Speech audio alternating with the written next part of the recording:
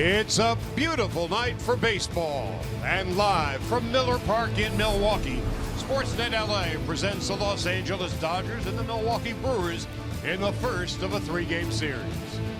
Hi again, everybody. Charlie Steiner, Oral Hershiser, Joe Davis on assignment this week. A change of venue after splitting 4 in St. Louis. Here we are with the first-place Brewers in the National League Central Division. Clayton Kershaw looking to become the first 8-game winner in the National League tonight. Yes, and going for his 2,000th strikeout, 1,996. But you know what? I don't think he's willing to celebrate any of these strikeouts because he wants to break this Dodger losing streak, and he wants to respond to his worst outing of the year. Clayton Kershaw is awesome. We will celebrate the 2,000th strikeout, but tonight, the most important pitches he will throw are the ones that will break this streak. Dodgers begin the night 34-22, a half a game behind Arizona and Colorado. We're going to take a break, and when we come back, we'll have the lineups and first pitch. Clayton Kershaw in search of his 8th win of the season.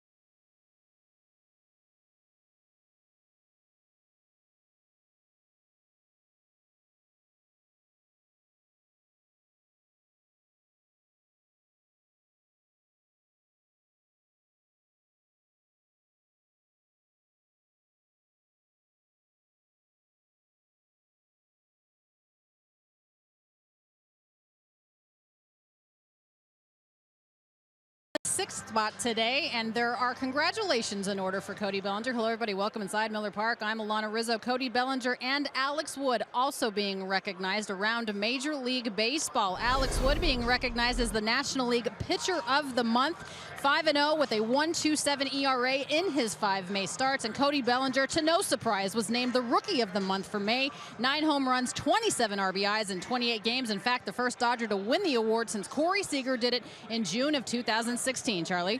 Well, Alex Wood officially the Pitcher of the Month. Clayton Kershaw unofficially is the Pitcher of the Decade. He's going for the Dodgers tonight against Jimmy Nelson. And here's the lineup that Dave Roberts has put together with Forsythe and Seager and Grandal. Gonzalez, Utley in the middle of the lineup along with Cody Bellinger. Yasiel Puig, Brett Eibner is starting in center field tonight. Taylor with the night off, and Clayton Kershaw pitching and batting ninth against a big one, 6'5", 250-pound Jimmy Nelson. And Jimmy has had his career ups and downs, has really never had an ERA under 4 in the big leagues, but the 27-year-old going for his 11th start here tonight, and he has a really good heavy two-seamer. Location is important to him with that. If it's down, it's going to be exceptional. If it's up, it gets flat, he gets hit around. And he's gone to a spike curveball, kind of abandoned his slider, and that has really helped him change speeds. In his last start on Sunday against the Diamondbacks, got the win, gave up a run and 7 hits in 7 innings of work. And so here are the Dodgers, having split 2 of 4 in St. Louis. Final 3 on the road before heading home to see the Nationals on Monday night. And Forsythe, 1 ball, no strikes. Logan is at 243, 1 home run, 6 runs batted in. Seager and Grandal to follow. Jimmy Nelson, out of a big athletic family. His father was a track and field star at Florida, and his mom was a basketball player at Florida State. It's a ball and a strike to Forsythe. Really has a chance to turn his career around, Charlie. He's off to a 3-3 start with a 3.83. Forsythe plays off. It's 2-1. So the Dodgers begin the night 33-22, a half a game behind Arizona and Colorado. The Rockies are in San Diego this weekend. Arizona is in Miami, and in the top of the 4th, the Marlins have a 4-2 lead. Now it's 2 balls and 2 strikes. So Dave Roberts' club, this time a year ago, they were 28-27. So they're 5 games ahead of last year's pace. Even with losing 2 in a row, they've won 11 of their last 15. Forsythe goes around, he's done. June wasn't the Dodgers' favorite month last year. That's when Clayton Kershaw at the end of the month went down. They were 8.5 behind the Giants, and then without Clayton and the rest of the club started to pick it up. By the time Clayton came back and healthy, they were in first. Interesting that Justin Turner goes down and the Dodgers have picked it up. Dodgers coming off a great month of May, 19-9. Corey Seager at 280 stepping in. And he lines up base hit into left center field. You figure here at Miller Park there's going to be a lot of hitting and a lot of running. At Miller Park this year, overall everybody's hitting 270 here. Only at Coors Field is there a higher batting average at 274. Combined runs in the big leagues, this is the most offensive park between the 2 teams that play here. Of course the Brewers and then whoever they are playing. Almost 11 runs a game. Most home runs in the National League at Chase Field. Second here, then Cincinnati, and then Coors Field. Now Grandal at 285.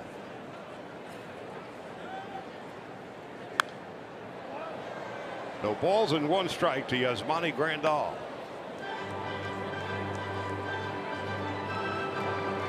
Yeah, is really the most consistent power bat in the Dodger lineup. I know so much has been made of Cody Bellinger's power. Chris Taylor adding power to the lineup. Chase Utley chiming in with a couple home runs when he finally got off the schneid of the home run power. But Yasmani has really powdered the ball everywhere.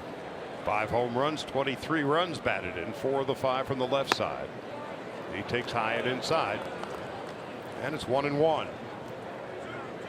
Grandal with a hit in 21 of his last 25 games. dating back to April 30th, during which time he's hitting .352. Hence batting third, batting fourth lately, not fifth, sixth, and seventh as people pegged him for the beginning of the year. To the right side, Aguilar. Foul ball. And off Yaz's foot. He stayed by the box and waited for everybody else to notice, but he noticed right away from the paint. See, he's wearing that shin guard on the right foot. And that gets it right off the instep, kind of his big toe area. Grandal was the first one to know.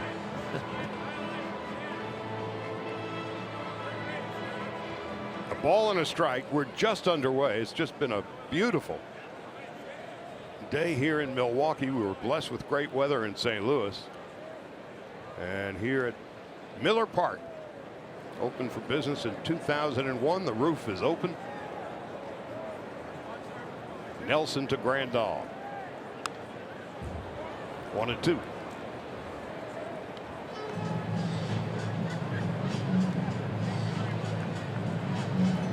Last year, the Dodgers took 5 of 7 from Craig Counsell's group. 3-1 at home, 2-1 here. But you know, going back to 2012, the Brewers have beaten the Dodgers 18 of 33.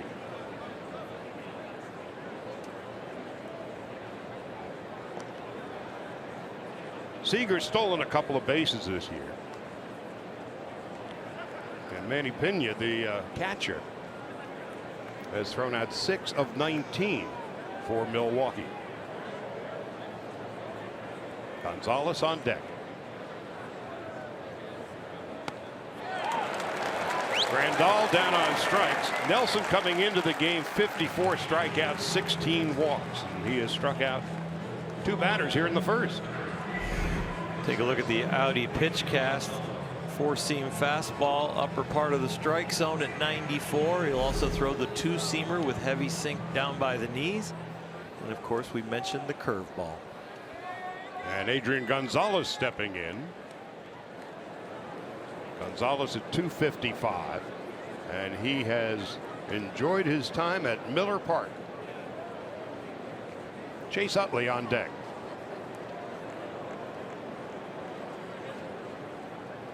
Adrian back and healthy off the DL. The swing is getting better, but if he's going to continue the production and feel better, this is a good place for him to do it. You see the all-time averages at Miller Park. Only Paul Goldschmidt with a higher average. Just outside. So Gonzalez with just 1 home run. And he's still trying to find his way. This guy with a .290 lifetime batting average. 1 ball, no strikes. There's that spike curveball. So you a lot of times grip the baseball with 2 fingers, and especially on the curveball, but takes his index finger and kind of spikes it up to get it out of the way and throws the ball, mostly spinning it with his middle finger. Chase Utley on deck. 1-1 with 2 out in the first. So a spike curveball as opposed to a conventional curveball. What does the hitter see differently? Well, if the guy had 2 fingers on the ball, probably a looser and a weaker spin. So the pitcher decides to go with only 1 finger on it and spike the index finger because it makes it tighter. And a lot of times you can make it go more like 12-6, more straight down with that grip.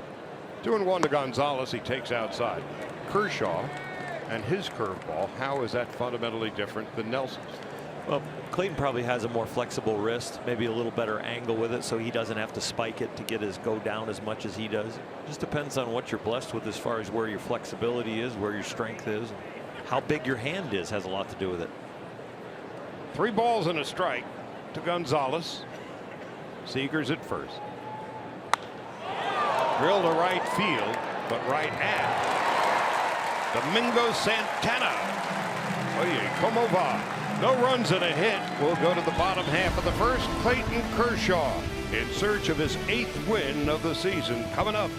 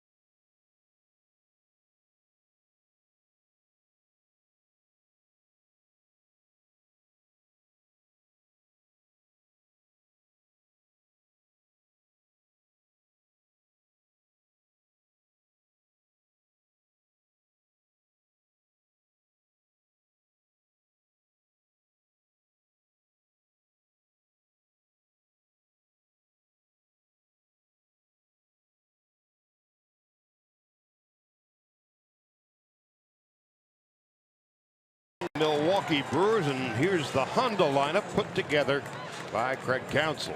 Keon Broxton leads off in center field. Eric Thames, who is just a big story in the first month of the season. He has 14 home runs already. Jesus Aguilar and Hernan Perez has played 4 different positions in 4 consecutive games. Santana's in right. Manny Piña's is the catcher. Jonathan Villar had the big year last year, struggling this season. He's at second base. Orlando Arcia, the shortstop. Jimmy Nelson pitching and batting ninth against Clayton Kershaw. Clayton coming off probably his worst outing of the year. He allowed 4 runs and a season high 11 hits against the Cubs, and 3 of those were home runs. 109 pitches that he wants to do a little better with. Broxton drills one down the left field line, and it is a fair ball. Broxton can run. He arrives at second base on the first pitch of the game with his 10th double of the year.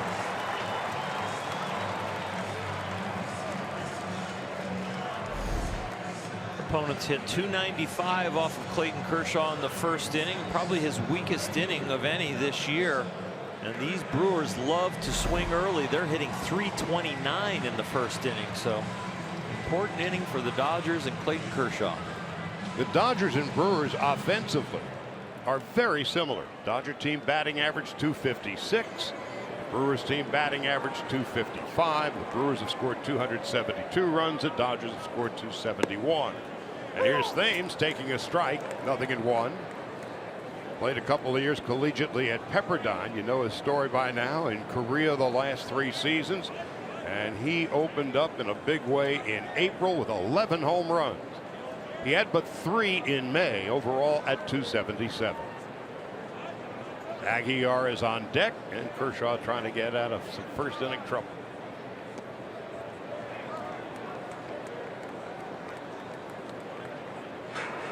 One ball and 1 strike to Thames. The Brewers begin the night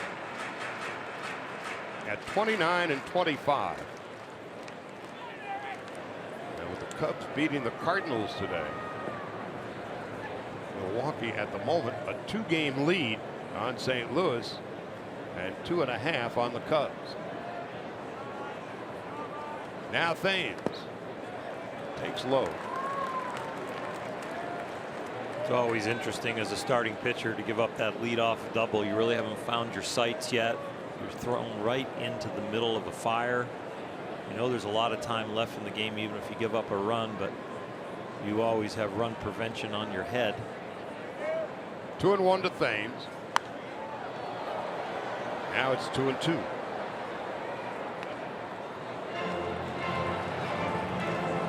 Talking to the folks around Milwaukee, goes beyond saying that they're pleasantly surprised at where they are at this point.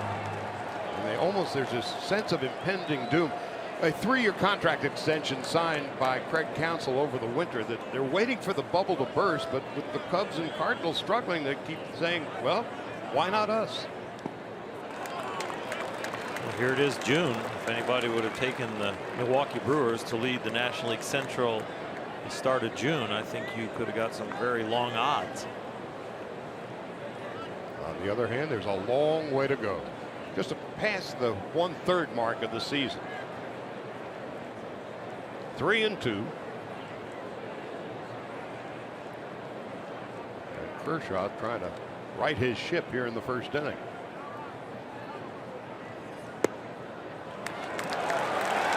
First and second, nobody out.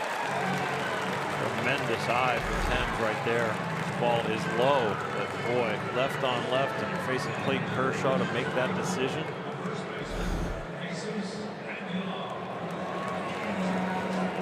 Jesus Aguilar coming up.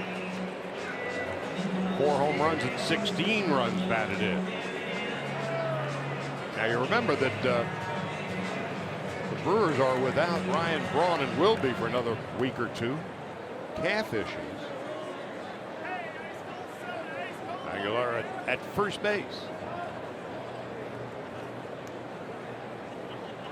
Brewers picked him up from the Indians off waivers in February. Takes a strike, 0-1. Aguilar's been hot in his last 17 games. He's hitting .341. Hernan Perez on deck.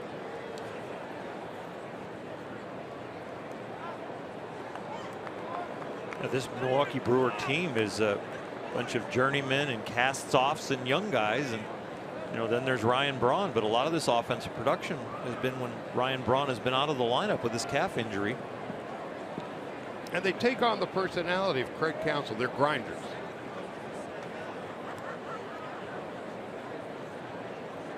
No balls on a strike. Kershaw still having trouble finding the strike zone.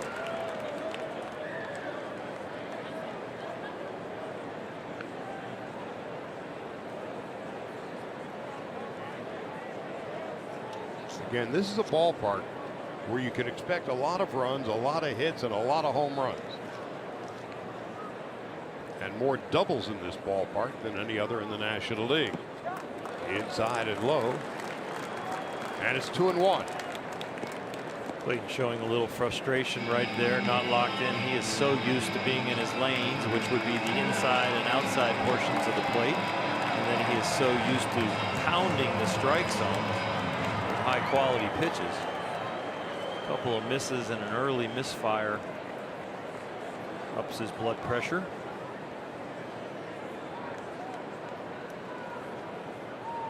Two balls and a strike.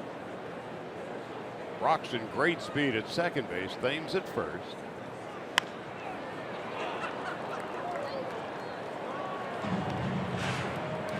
Two balls and two strikes to Jesus Aguilar. Always a chance for a busy third baseman when Clayton Kershaw is on the mound. Logan Forsythe over there for the injured Justin Turner, but with that slider down and into righties and the cut fastball to the inner half, hitters have to turn on the ball to get it off of them. Third baseman gets some action. Turner's still at least a week away. Forsythe over at third base is making his 10th start over there. Forsythe had to deal with a busted toe and a hamstring. 2-2. Way high. You don't usually see Clayton Kershaw's spray pattern this wide. He's missing low and pulling it in the dirt, and that one right there left way up.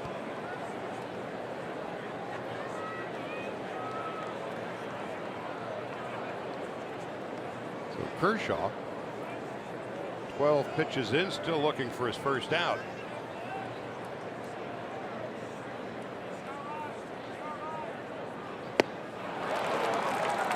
Three and two. Now he's done. He's done. For Kershaw, that is strikeout number 1997. Three more to join the 2000 strikeout club. He'll be the 79th member. He's got a very good shot to be part of the 3000 strikeout club. That's for sure, as young as he still is. 1,836 innings he has pitched, and he's at 1,997 strikeouts. Now here's Perez at 277 with 5 home runs and 23 runs batted in.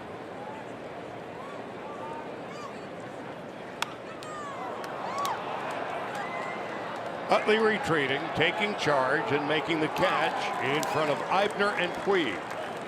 Umpires called it a routine pop-up with an infield fly rule call, so the runners would have had to take their own liberties if they wanted to advance. The batter was out. And now they're 2 gone. That's in that never land zone for an infield fly rule. You have 3 people coming to get it, 2 outfielders and a second baseman, not really directly under it. A little bit of a late call, but it was the correct call. Second base umpire and the crew chief, Sam Holbrook. So now here's Domingo Santana at 273.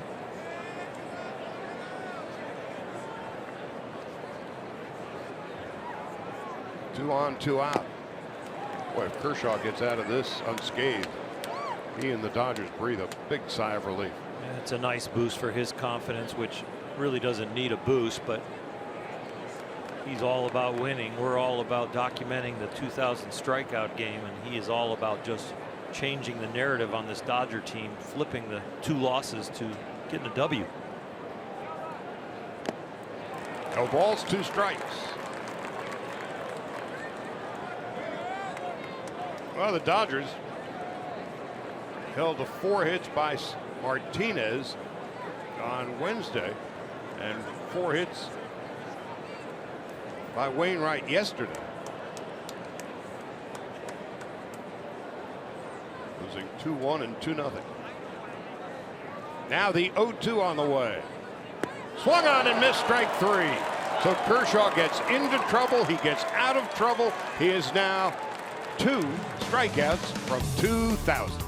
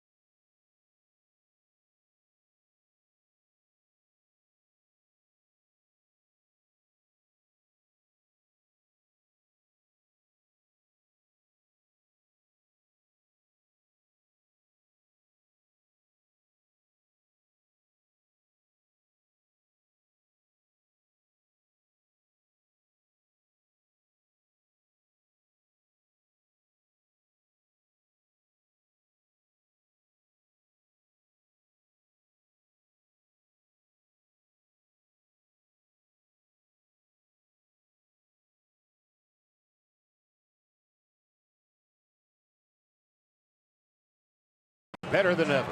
Watch every out-of-market regular season game live on over 400 supported devices. Plus, get a free subscription to At-Bat Premium, the #1 app for live baseball. Blackout and other restrictions apply. Visit MLB.tv for details. So Kershaw, first pitch of the game, gave up a double, then he walked Thames and would get out of the jam with a couple of strikeouts as Chase Utley leads off here in the second. Utley at 248 takes a strike, and it's 0-1. In 63 games against the Brewers, Utley 323 and 365 here at Miller Park, and he has enjoyed facing Jimmy Nelson as well. There's a strike. Nelson quickly ahead. It's 0-2. Chase was 6 for 14 in the 4 games in St. Louis. Bellinger on deck and Puig to follow. And you couldn't hold on to it. Chase Utley in his last 21 games, after that miserable start when he was under 100 more times than not. In his last 21 games, he's hitting .371. Lifting his average from .098 to .248. Career average of .279, so this is not a nosebleed. He's continuing to creep towards his career average. Into left field. Thames with the catch, first out of the second.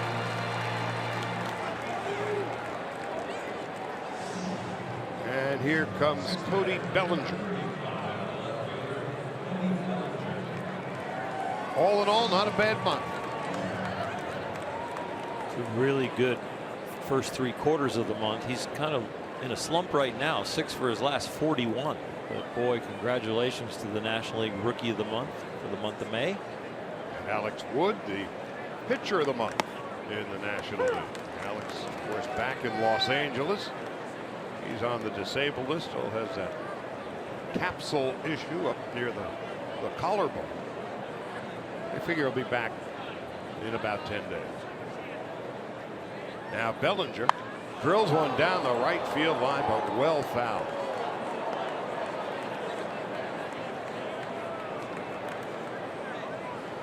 Alex Wood, as we mentioned, he is on the sidelines. What can you tell us about it, Alana? Well, he has that SC joint inflammation that it's not healing or going down as quickly as they would like. He is expected to miss one more start at least, not expected back for the National Series. They're looking more at the Cincinnati Red Series next weekend as far as his next start. Hyun-Jin Ryu will make his start. Bellinger down, and that is Nelson's third strikeout of the game. It's the second out of the second. Ryu came out of the bullpen and got a 4-inning save, and then he took Alex's Wood a start because Alex went down and pitched very, very well. Looked like a man on a mission, and he will get another opportunity. Ryu on Wednesday went 6 innings and gave up a run and 3 base hits. Now Puig stepping in. Yasiel just at 231.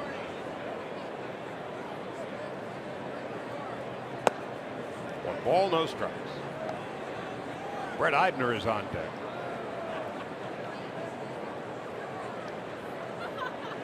Puig was 3 for 10 in St. Louis.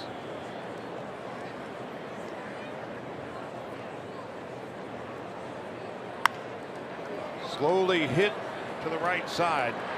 That's VR throwing out Puig, and the Dodgers go quietly in the second. Kershaw will be facing Manny Pena, Jonathan VR, and Orlando Arcia in the bottom of the second.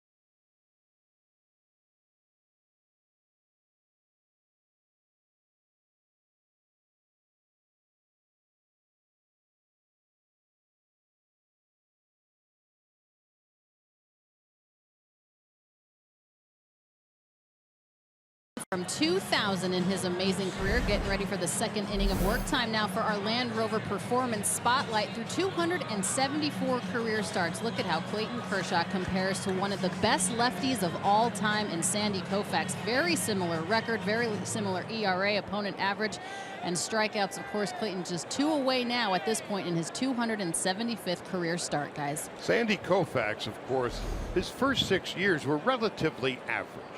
The next 6 years were all worldly, and that is how he got himself into the Hall of Fame. And so even if you can compare Kershaw and Koufax through their 274 starts, first 274, it's quite remarkable. But you also have to put a little asterisk in all of that because Sandy did not start terribly well. Came up in 55, and it wasn't until about 61 that Koufax became Koufax. Another couple of years of Clayton Kershaw being Clayton Kershaw, he'll probably go by Sandy's numbers. I figure Clayton, even if you hung it up tonight, he would be a Hall of Famer. Pena takes a small third strike. And now Clayton Kershaw is 1 from 2,000.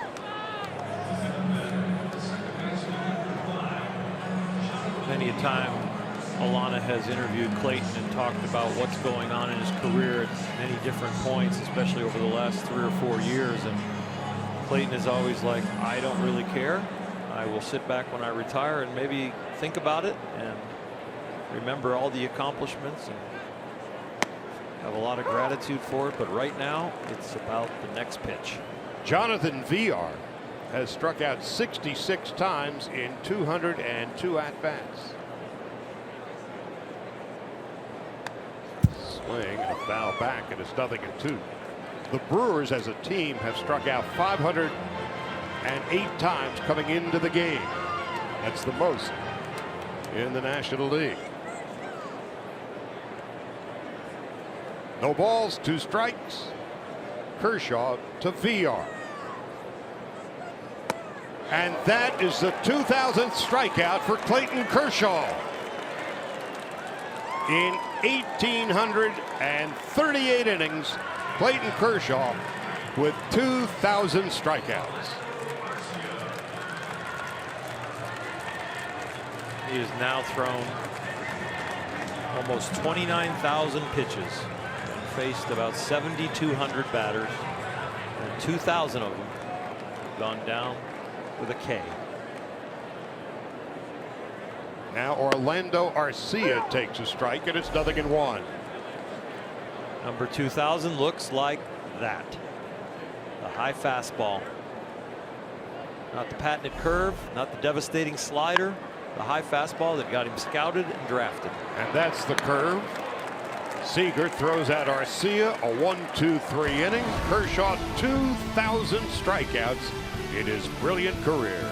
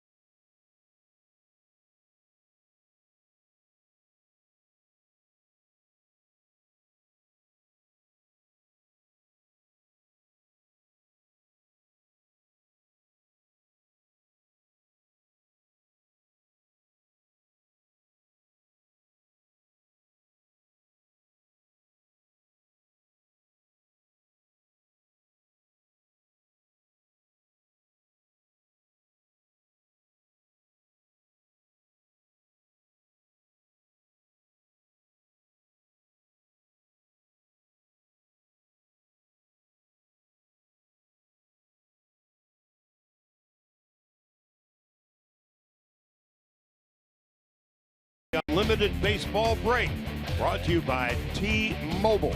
And Clayton Kershaw joins a pretty exclusive company. You look at those names: Bert Bilev, Sam McDowell, Walter Johnson, Felix Hernandez, and now Clayton Kershaw. What Clayton does all the time is he puts himself on a list with Hall of Famers and superstars. And someday he might end up at the top of all the lists. Brett Eibner to lead it off for the Dodgers, scoreless in the top of the third.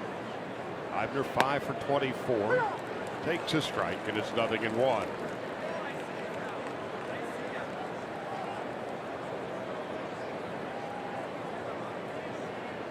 Kershaw on deck, and then Forsythe to follow, scoreless in the third. While Jimmy Nelson going toe-to-toe with Kershaw tonight, each team with 1 base hit. Nelson has struck out 3. Kershaw has fanned 4.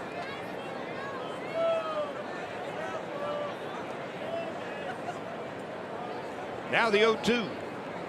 1 ball, 2 strikes.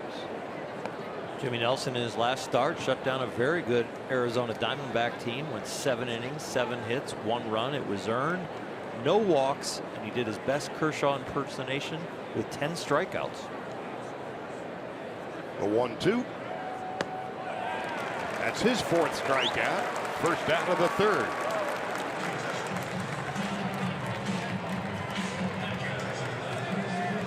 Now here's Clayton Kershaw.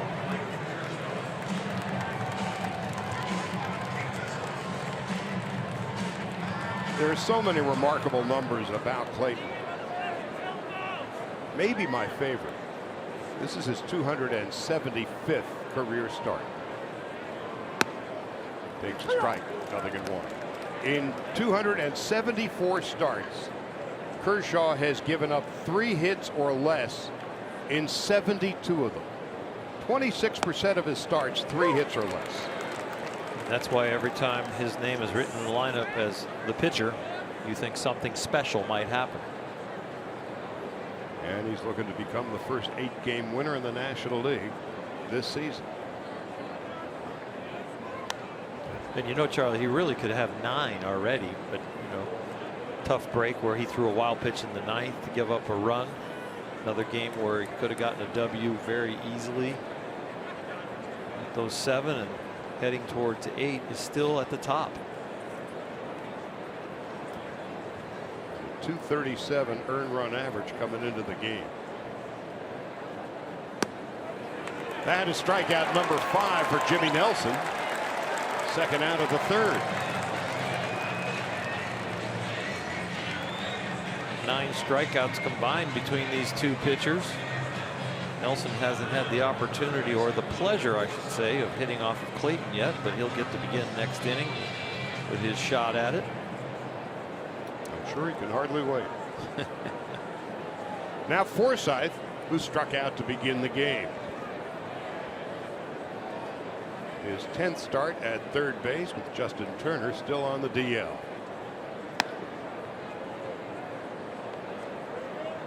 One ball, no strikes to Forsythe. 1 home run, 6 runs batted in. Seager on deck. 2 balls and no strikes.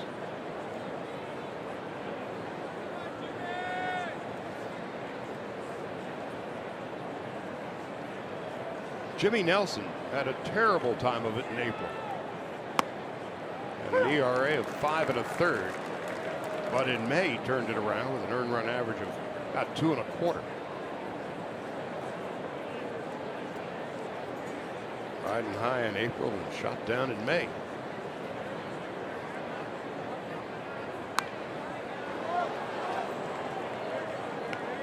Two balls, 2 strikes to Logan Forsythe.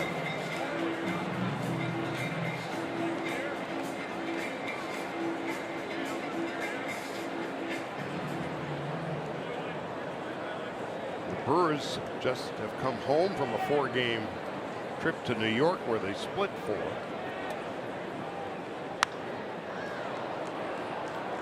Split 4, but won the last 2, and the Dodgers come from St. Louis where they split 4 and lost the last 2. So teams going in opposite directions coming into this game. Dave Roberts still feels really good about his club and where they're at and how they're playing. 11 games over 500. This time a year ago they were but 1 game over 500.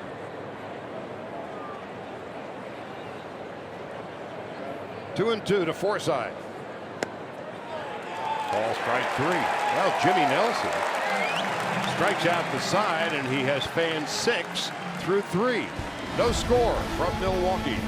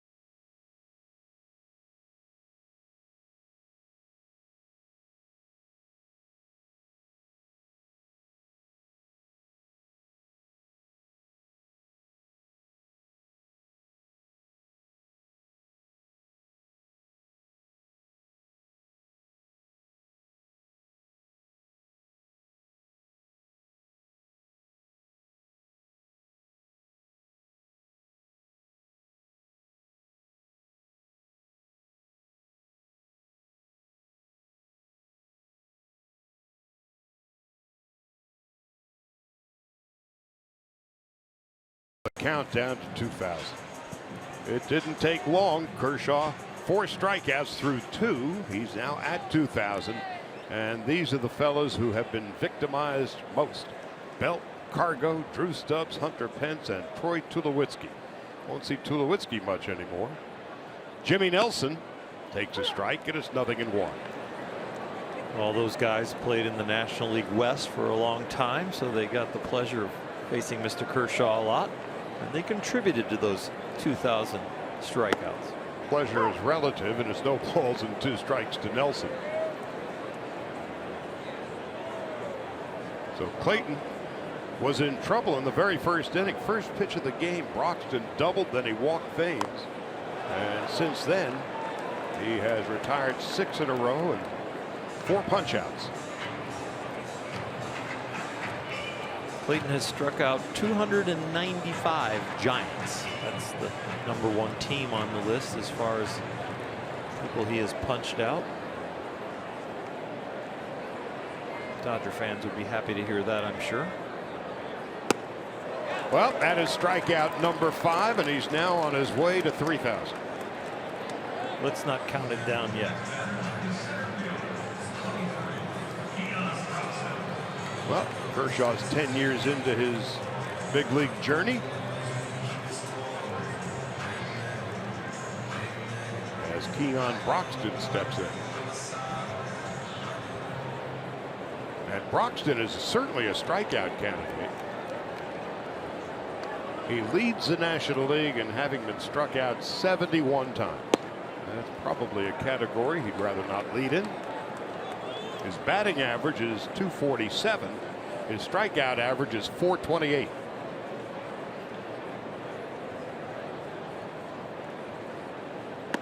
But he began the game with a line drive double into the left field corner. 2 balls, no strikes. Eric Thames on deck.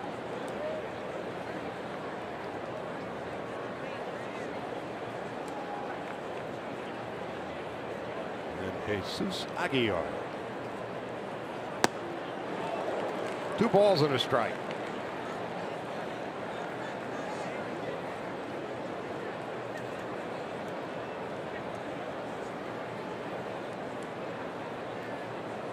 Kershaw on the year now.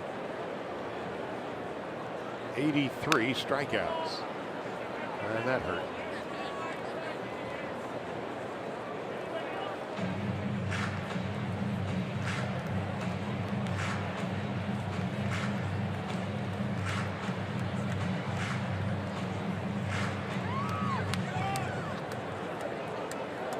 Broxton, born, raised, and lives in Lakeland, Florida.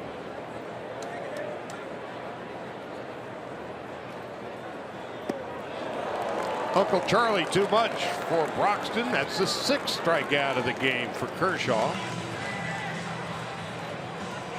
Well, let's take a look at the Volkswagen replay of this curveball that Clayton throws Broxton. Very good depth.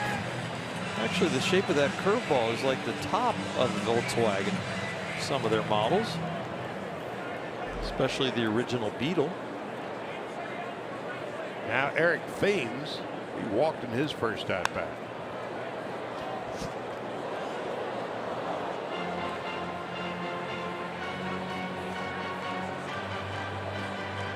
Thankfully, it was about a foot shorter than our booth. I don't think it came in here, did it? No. I was watching the monitor. You would have noticed.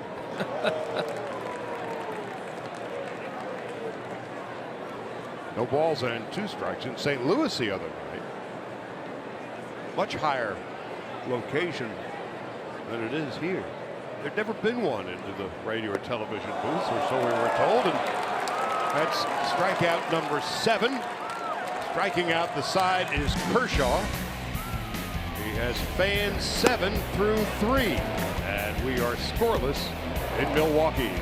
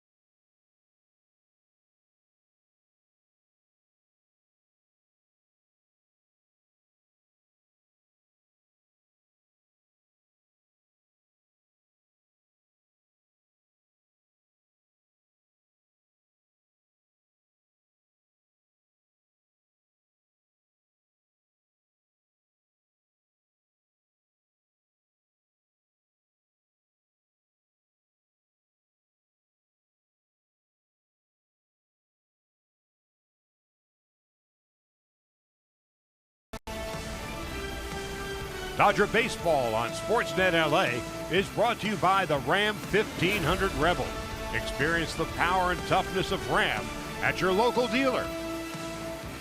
The incomparable Robin Young outside Miller Park. And welcome to the K Corner.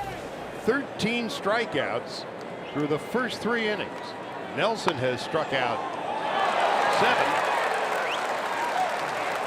As Seager lines it to first on the first pitch of the 4th. Let me correct myself. Nelson has struck out 6. Kershaw has struck out 7. Corey Seager never lets a ball go by that he doesn't like. He's very aggressive, and he was there on that pitch. Line drive in his first at bat for a hit. That one, an atom ball. Yasmani Grandal, a strikeout victim in his first at bat. As Nelson delivers a fastball for a strike, and it's 0-1. The way this game is going, Charlie, 1 run is going to be huge for either one of these pitchers, and probably enough the way they're throwing the ball. 0-2 to Grandal.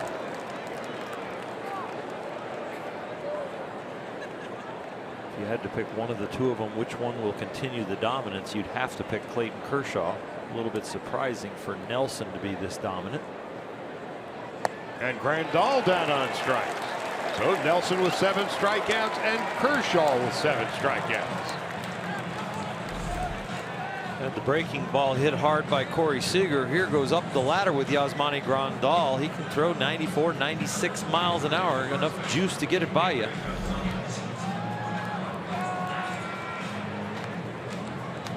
Nelson struck out the side in the 3rd. There's 7 strikeouts now. And Kershaw has struck out 6 of the last 7 batters he has faced. 1 ball, no strikes to Adrian Gonzalez, who actually made contact. Fly to right in his first at bat. Each team with 1 hit. To second base. That's VR. And that's the end of the inning. 11 in a row retired by Jimmy Nelson. Scoreless as we head to the bottom of the 4th.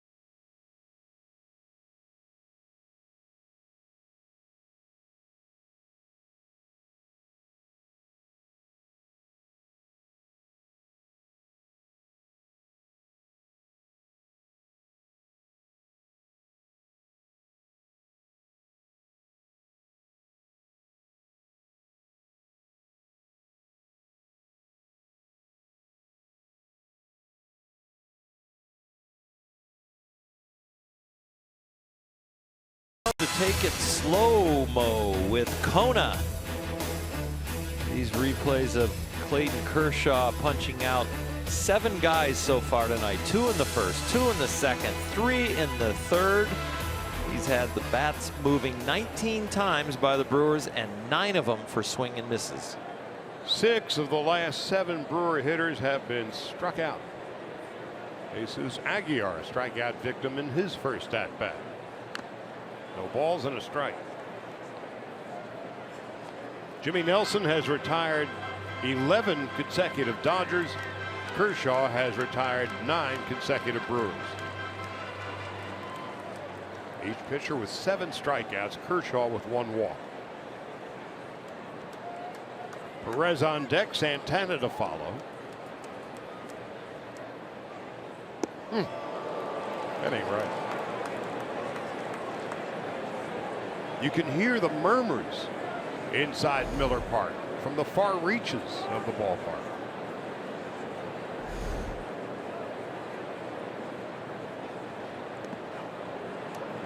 "18 players started this game. 12 of them have already experienced a strikeout." Both pitchers 7 strikeouts.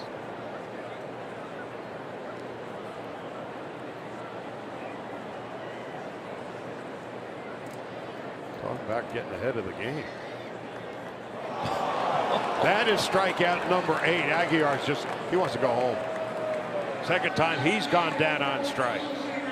I almost want to see this one in slow motion because it looks like a little league swing. It's such a bad curveball, but it turns out so well. I mean, that's the 55-footer that usually the pitcher's shaking his head, but right there the hitter is shaking his head. 7 of the last Milwaukee hitters, 7 of the 8 have been struck out. Perez popped to second base and takes inside. And when you consider how the game began, Keon Broxton, first pitch of the game, laced a double into the left field corner. Then Kershaw walked Thames, and it looked like Kershaw settled down, retired. The Brewers in order after that to the backstop.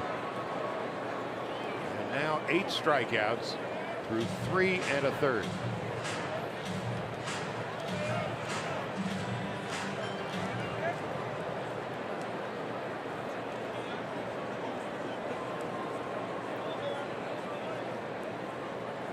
Two and 0 at the knees. 2 and 1. If you're thinking strikeout totals, Clayton Kershaw career high is 15. He's done it twice.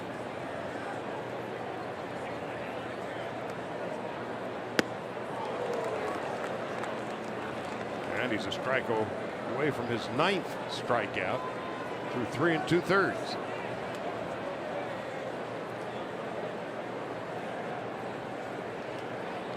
Hernan Perez on 2 and 2. Strikeout number 9. Aguilar got the curveball. It ended up looking like Perez was thinking he's going to probably throw me that curveball. He made Aguilar look sick on, but he throws him the slider and just backdoors it right on the corner. Looks like a fastball away for a ball, but no. The bat stays on the shoulder, and the umpire raises his right arm. 8 of the last 9 hitters for the Brewers have been struck out. And Santana, a strikeout victim in his first at bat.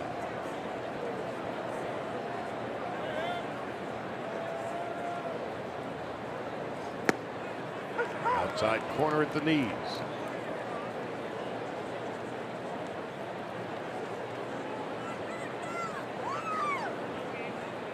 Once again, Kershaw on the hill, and we're watching something special.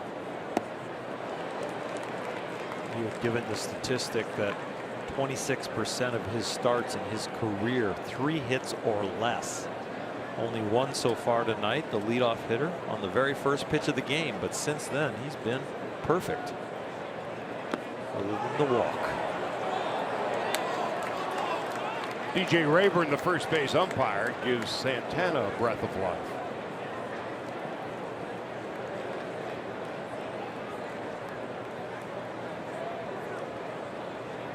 Only Orlando Arcia, who bounced to short in his first at bat. He's the only Brewer who's not been struck out yet.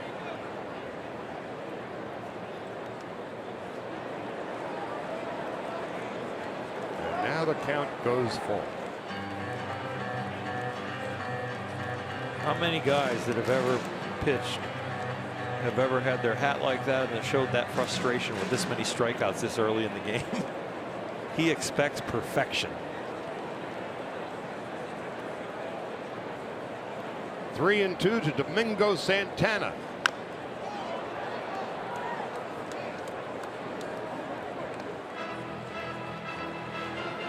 Remember last year, Kershaw in 21 starts, of course, he missed a couple of months with injury. Struck out 172 and walked 11. It still sounds like a typo. And tonight he has struck out 9, walked 1, the 3-2 to Santana into center field. Fans cheered, somebody made contact. Nothing across. Kershaw's retired 12, and we're scoreless heading to the 5th.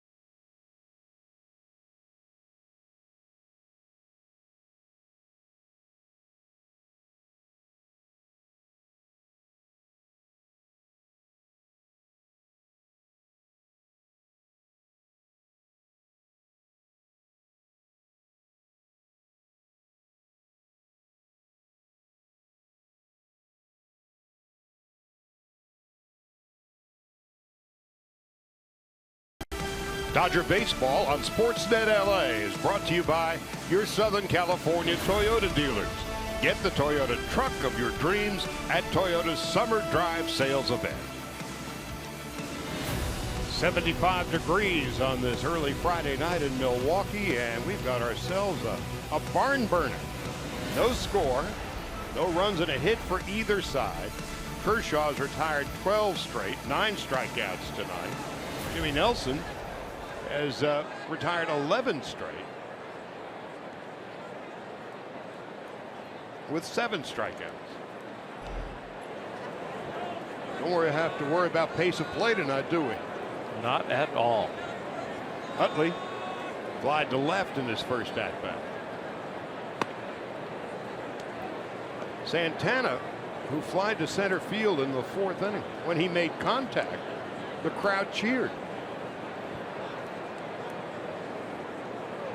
Nelson has retired 11 hitters in a row. Utley flied to left in his first at bat.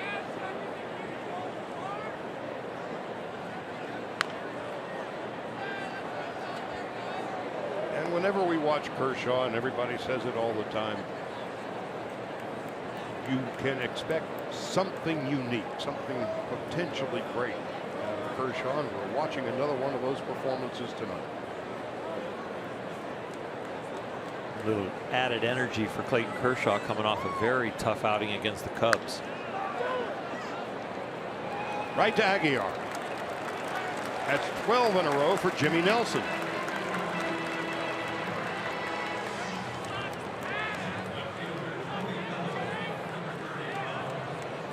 Well, in terms of pitching resume, this is a David and Goliath performance tonight, and David's going toe-to-toe with Goliath.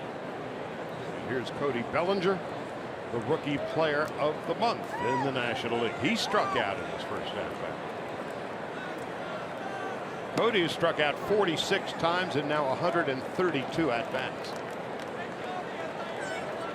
But he leads the team with 11 home runs, and he is tied with Puig for the team lead with 29 runs batted in.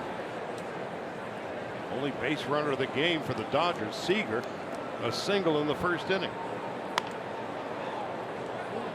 0-2. A couple of numbers, or a number you can reverse. Nelson is 17 games under 500 in his career. Now switch that up. 17, switch it to 71. Clayton Kershaw is 71 games over 500 in his career. There's your David and Goliath.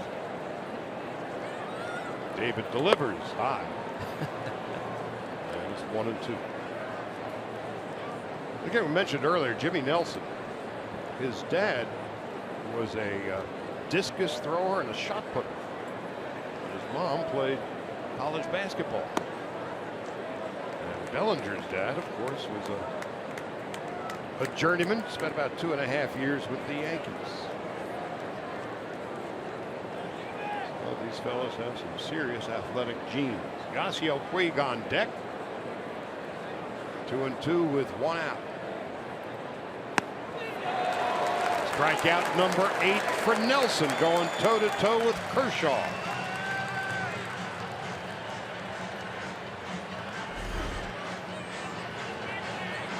Cody Bellinger lately has had trouble making contact. A lot of swings and misses at pitches that are very hittable, not just ones that he has poor pitch selection on, but just balls in the strike zone that he's missing. Now here's Puig, who bounced to second in his first at-bat, sitting on 9 home runs. And the shift on the left side of the infield. That's a fair ball. And Puig is going to get himself a double out of the deal. So a 2-out double for Yasiel Puig, his 6th of the year. And for the Dodgers, that is their 111th two-base hit. They lead the majors in doubles. Let's take a look at the Carl's Cam replay. There hasn't been much hitting in this game, and so this little chopper right down the line with a hustling Yasiel Puig turns into a double as Perez cannot nab it. And here comes Red Eibner. Eibner, a strikeout victim in his first at-bat. And he's 3 for 6 with runners in scoring position. 2 out in the top half of the 5th.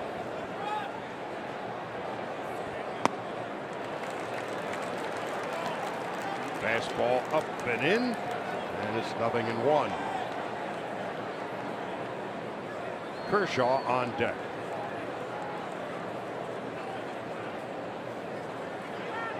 Eibner has 5 hits, 3 of them with runners in scoring position.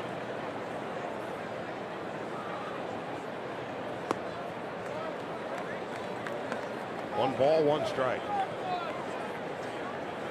I didn't get a chance to go down on the field during BP today, but I asked Alana about why Eibner was in there, giving Chris Taylor a day off. Taylor's done such a great job. He sure has. Second base, third base, a little bit of shortstop, center field since the injury to Peterson. You move a guy to such a high pressure place like center field, and that doesn't affect his hitting and didn't affect his spirit at all. He went out there and he was aggressive. The second pitch he ever played in center field, he had to go back to the wall and crash into it and catch a ball. It always finds you. 1-2. Eibner awaits. And a chopper. Tough play for the third baseman. Perez throws him out. Inning is over. No runs and a hit. We'll go to the bottom half of the 5th in a game in which there's been 17 strikeouts already.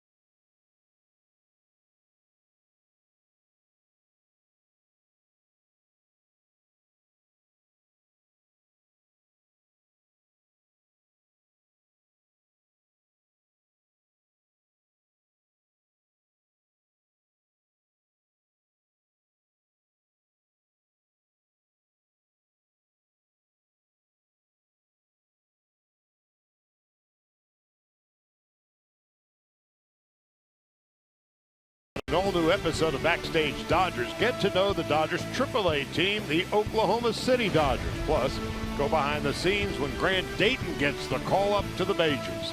Don't miss Backstage Dodgers, presented by Hankook Tires, next Friday after the postgame on Sportsnet LA.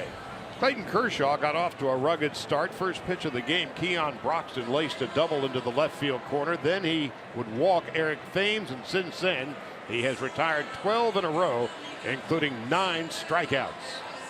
Kershaw has struck out 9. Jimmy Nelson has struck out 8. We're scoreless as we head to the bottom of the 5th. And Manny Pena is leaning off. He took a called third strike in his first at-bat. There's a strike, 0-1.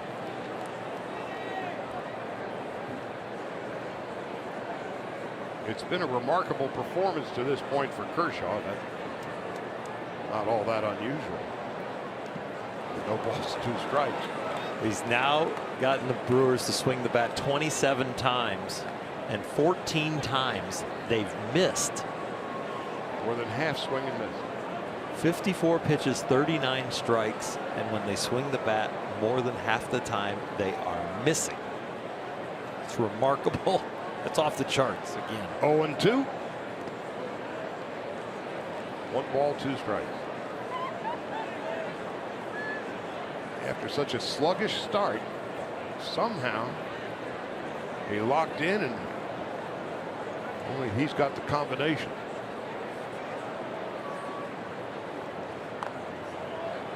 They shot the gun off for the race, and he was still in the starting block. But it only took him a couple batters to get out of the starting block and get on track. And since being on track, he has been absolutely marvelous. 9 strikeouts, 1 walk. Pena leading it off in the bottom of the 5th. VR and Arcia to follow.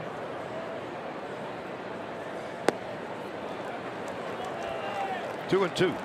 That's the pitch that really has kept him afloat this year when he hasn't had his slider. He hasn't had the curveball early in the year. That fastball low and away to righties. All the righties expect him to pitch them in. 2 and 2. Well, he got a piece of it.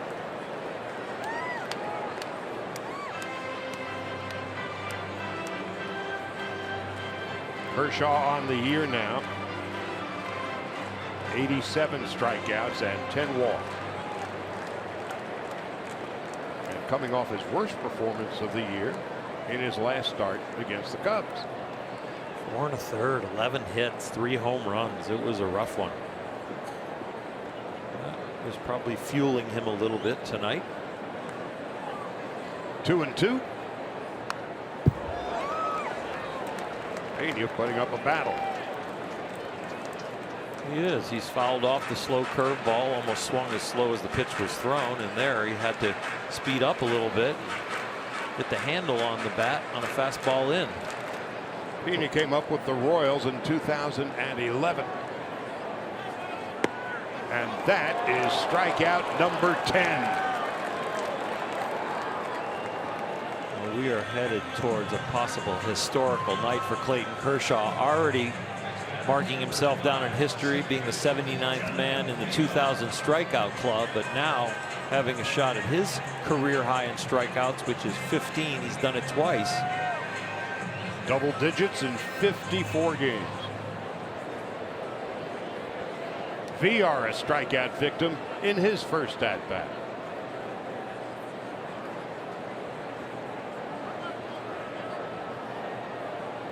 And the fellow who's on deck, Orlando Arcia, I imagine is a marked man. He's the only guy who's not been struck out. That's first base umpire DJ Rayburn, and VR, who's got great speed, gets out of the way. VR is another guy who strikes out a lot, 67 times in 203 at-bats. Kershaw falls behind 2-0. For strikeouts, this was an ideal matchup for Kershaw, as the Brewers lead the league in having been struck out.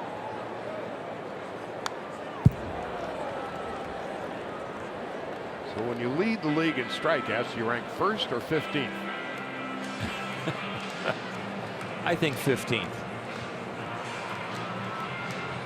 508 coming in, 518 at the moment.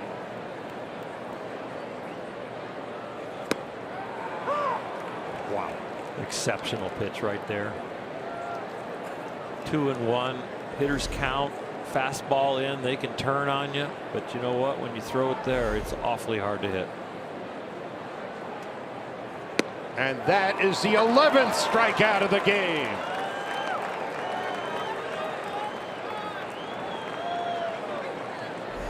Villar backed off the plate, opened his stance because the pitch before was right on the corner. He thought he was going to get jammed.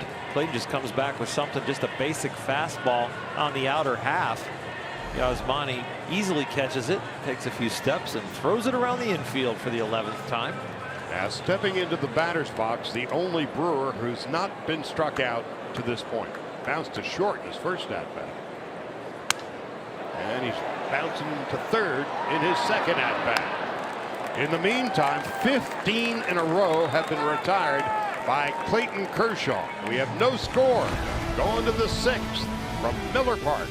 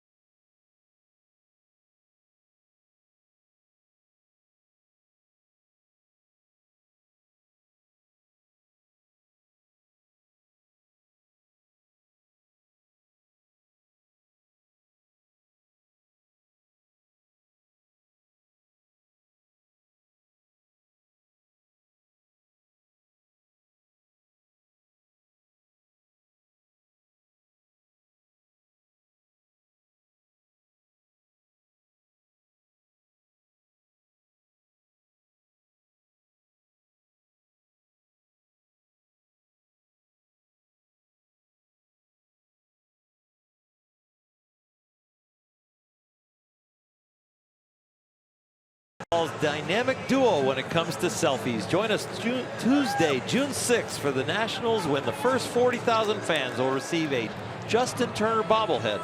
Then complete the set with Adrian Gonzalez bobblehead game during the 2 of the bobbleheaders. It's on September 6th, that second game, both presented by State Farm. Visit Dodgers.com/promotions for tickets. Clayton Kershaw is going to lead it off here in the 6th. And then the top of the order, Logan Forsythe and Corey Seager will get an update on Justin Turner in a moment, as Kershaw takes outside and low, 1 ball and no strikes. Alana. Half of that selfie duo, Justin Turner, on the disabled list with that hamstring issue, but he's making good progress, you guys. He was a full participant today in batting practice, and he did run the bases earlier in the day. Dave Roberts said that he's close to going out on some sort of rehab assignment, and Brandon McDaniel, the head strength and conditioning coach, says he's over the hump as far as that rehab is concerned. Dodgers certainly would love to get JT back, but in his absence, the Dodgers had a great month of May, 19-9, and Kershaw 1 ball and 2 strikes. Dave Roberts has certainly been juggling the balls out there with Forsythe, Utley, Taylor, and Kike Hernandez in the absence of Justin Turner.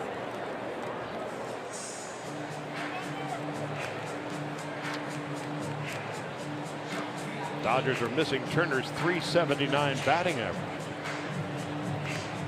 He just slipped from the National League leaders in batting average because not enough at at-bats because he's been on the DL so long. He would be leading the league, but doesn't qualify right now. But it is quite remarkable what the Dodgers have been able to do without one of the cogs in the middle of their lineup. Again, Utley has had the great month of May. So to Chris Taylor. Kike Hernandez played all over the lot. And Kershaw down on strikes. That's the 9th strikeout for Jimmy Nelson. Nelson has 9 strikeouts. Kershaw has 11. The Dodger offense has really been fueled by a lot of different components. I mean, so much is made of Cody Bellinger's contributions. This guy at the plate right now, Logan Forsythe, when he got back and healthy, he started to hit, have a lot of professional bats. The key with him has been on-base percentage. It's been absolutely outstanding. He's walked 13 times. But tonight he's been struck out twice. He takes a strike, 0-1. The contribution of Yasmani Grandal cannot be overlooked now, hitting in the 3rd hole. Yasiel Puig quietly gets a lot of RBIs and home runs. Puig 9 home runs, 29 runs batted in as Forsythe fouls it back, and it's 0-2.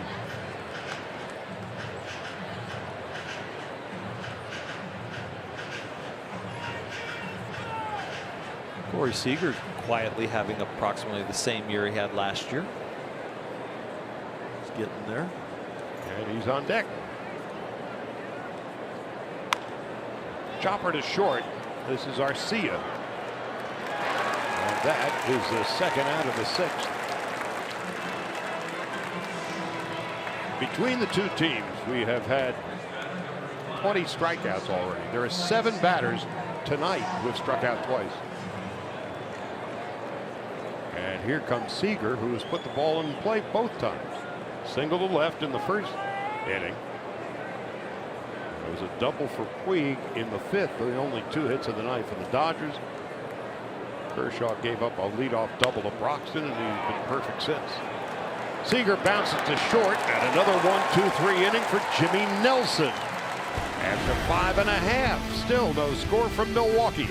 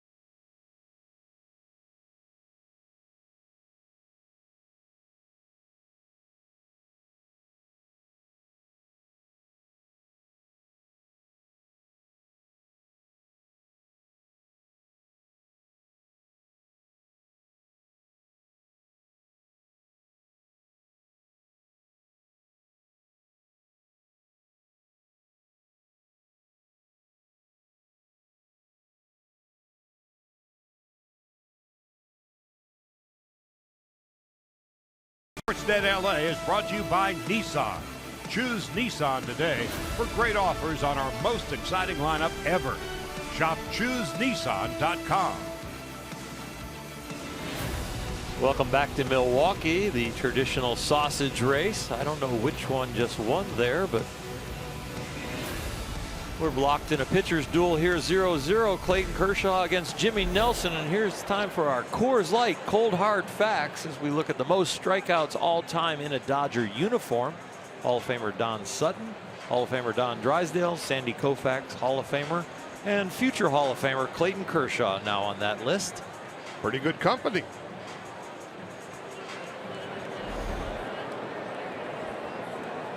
Kershaw has fanned 11 tonight. He's retired the last 15 batters he's faced.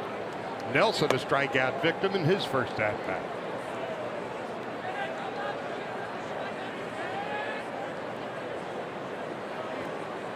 Keon Broxton and Eric Thames to hit in the 6th. 1 ball, 1 strike. How about the home plate umpire tonight? Ben May. He's gonna have to ice his right arm. He's a vacation reliever. He's 35. He's from Wisconsin. And all he's been doing is punching his right fist.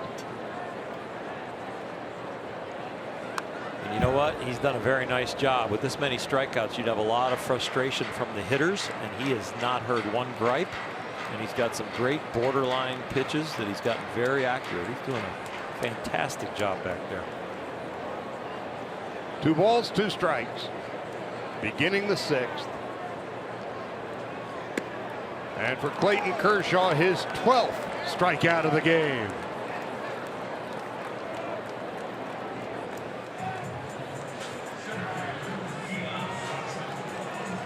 You know, with the intentional walk now, they do the 4-finger salute. The Brewers and Dodgers might as well the 3-finger salute. I'm going to sit down. Kershaw, 12 strikeouts. He's retired 16 batters in a row. And here's Keon Broxton. The only hit of the game for the Brewers on the first pitch of the game. He would double. Thames would walk. Kershaw a little wobbly. Then he regained his sea legs, and he's retired 16 in a row, 12 by strikeout. Broxton leads the league in strikeouts, by the way, with 72. That one didn't bite.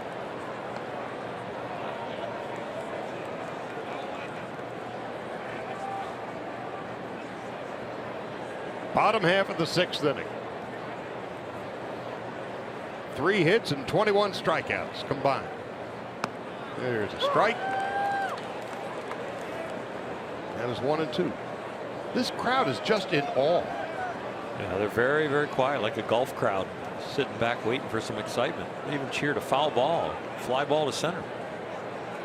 Just watching a master at work. Just outside and high. Drop down sidearm just to give it a different look. Now, normally, with a lot of strikeouts, there are a lot of pitches thrown. I know. Ridiculous count. This is just the 77th pitch. Forsythe. The Brewers fans again astonished the ball was put in play. 36 of those 77 pitches have used for strikeouts. So you think about there's a few balls mixed in. I'll tell you what, he has been so efficient. On the other side, Jimmy Nelson's been efficient too. He only has 83 pitches.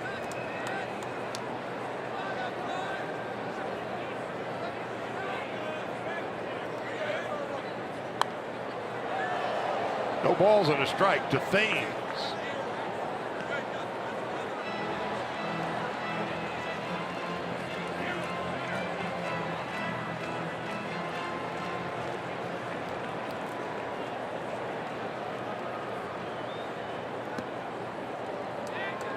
Kershaw threw 17 pitches in the first inning. Since then, 8, 12, 16, 14. And this will be the 13th here in the 6th.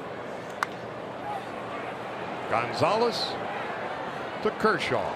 And another 1-2-3 inning. 18 in a row retired by Kershaw. No score heading to the 7th.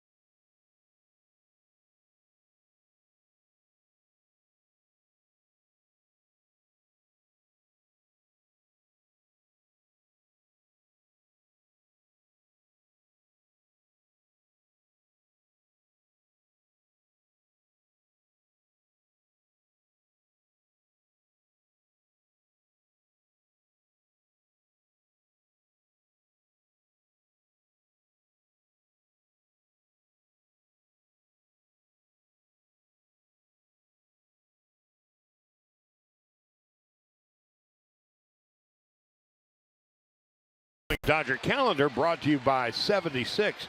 Back with you tomorrow at 1 o'clock. Rich Hill and Matt Garza. Sunday, Kenta Maeda, Zach Davies, and then the Nationals come to town. Monday, Tuesday, and Wednesday nights. Grandal leading off in the 7th. And he goes around 0-1. Well, Jimmy Nelson going toe-to-toe and throw for throw with Clayton Kershaw tonight. He's got 9 strikeouts, no walks. Grandal slices it off, and it's 0-2. Nelson coming off a very nice outing against the Arizona Diamondbacks, where he had no walks and 10 strikeouts. So he has been on a roll of late. What's he been doing? Or how's he been doing it? Well, he's pounding the fastball low and up, and he's got good off-speed stuff. Right there, that breaking ball. Yasmani fortunate to foul it off, but that's sharp and late.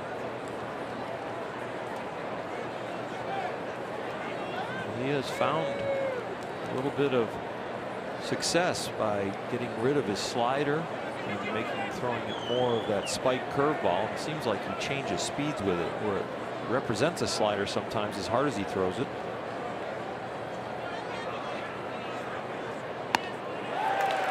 Well, that's strikeout number 10 for Nelson. Kershaw's got a dozen. 1 out of the top of the 7th. Third time Grandal's gone down on strikes.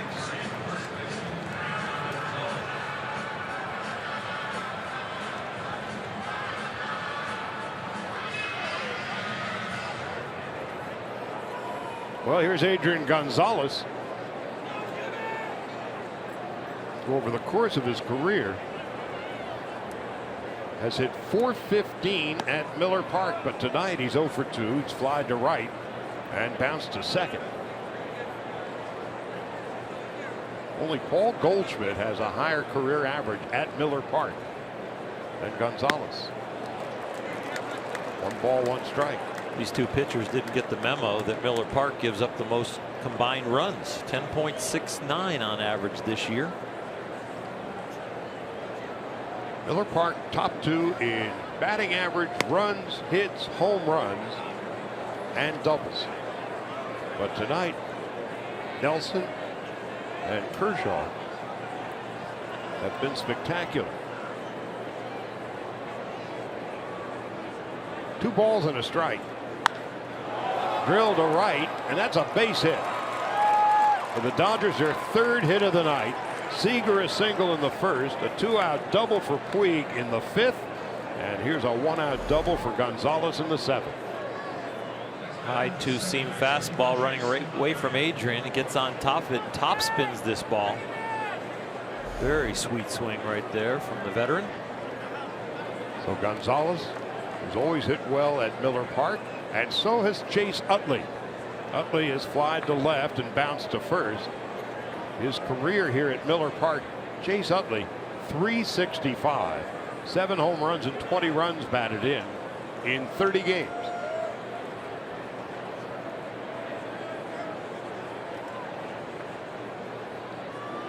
Chase 0 for 2. Takes a strike. It's 0-1.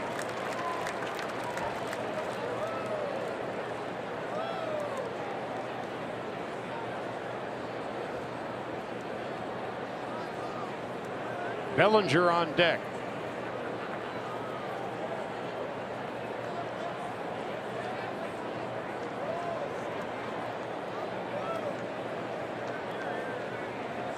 The way this game has gone tonight, a runner on base constitutes a rally. Sure does. Dodgers offense has really struggled over the last few days. The 2 losses in St. Louis and now continuing on here in Milwaukee. Turner Ward will never do an interview with Alana again about how well the offense is doing. He's kind of been kidding her the last couple days that interview was a jinx. Utley on 0-2. On Wednesday night, Carlos Martinez held the Dodgers to a run and 4 hits in 8 innings, striking out 9. Yesterday, Adam Wainwright, no runs and 4 hits in 6 innings. And then the Cardinal bullpen would shut out the Dodgers the rest of the way. Carlos Martinez pitches like he's late for dinner. It's fantastic. Only about 18 seconds between pitches. The 0-2, and Utley into center. Broxton makes the catch. That's the second out of the 7th. Enjoy all the sizzling summer action at Dodger Stadium. Purchase a Dodger Summer 6-pack and choose your favorite giveaway nights, preferred days of the week, and great matchups. Plus, you'll get a cool T-shirt with your purchase. Visit Dodgers.com/mini-plans. Broxton in center covers a lot of real estate. Here's Bellinger, who's been struck out twice tonight. Shift on the right side of the infield. And Bellinger lofts it to the left side, slicing out of play. The only Dodger in double figures of home runs is at the plate, Cody Bellinger. And the way this game is going, one swing might be the difference. The Brewers are one of the top teams in baseball on reliance of producing runs with a home run. Almost 45% of their runs are produced by a home run. Dodgers are more of a team that put rallies together. Brewers have hit 74 home runs this season. The Dodgers 62. And a sky-high pop behind the plate. Pena drops the ball as he collides with Aguilar.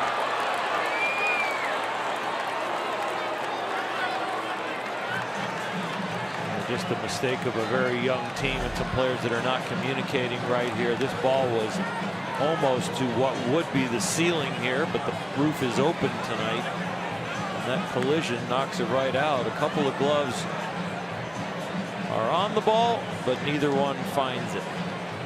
Pena had no idea Aguilar was there. That one could really hurt the Brewers. The guy at the plate, he might all of a sudden square one up. He can go a long, long way. Well, let's see if Bellinger can make him pay for the sins. Goes as an error to Aguilar to prolong the at-bat.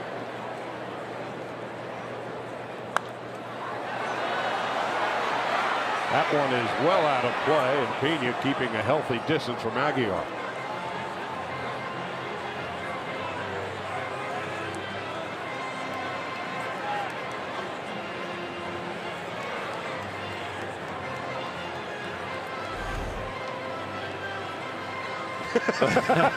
He's checking to see if he's coming this time.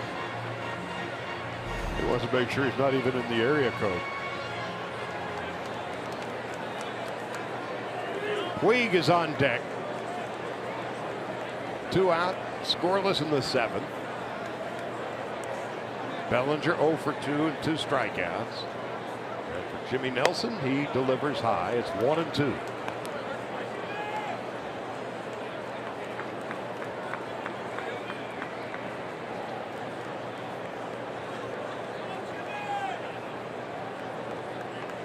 Bellinger sitting on 11 home runs and 29 runs batted in. Gonzalez leads from first with 2 out. And for the 3rd time tonight, Bellinger down on strikes. And for the 11th time tonight, Jimmy Nelson has struck out a Dodger.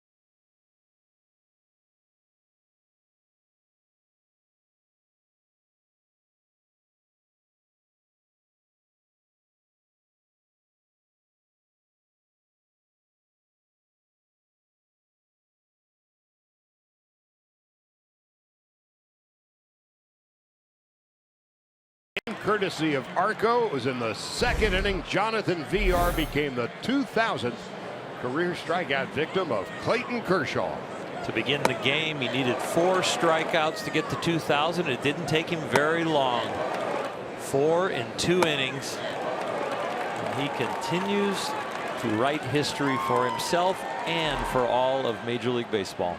12 strikeouts through 7 innings for Kershaw, who has retired 18 batters in a row, and he has done it economically. This is just the 81st pitch of the game. Aguilar takes a strike, and it's 0-1. Aguilar struck out twice. Hernan Perez on deck, and Domingo Santana still scoreless in the bottom of the 7th. 0-2. 73 miles an hour. And Aguilar nearly came out of his shoes.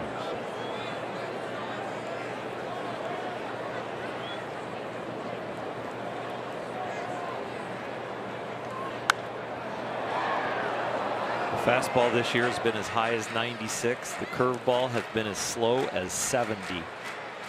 26-mile-an-hour differential.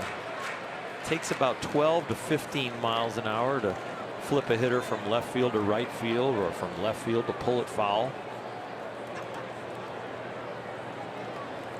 0-2. 1 ball, 2 strikes.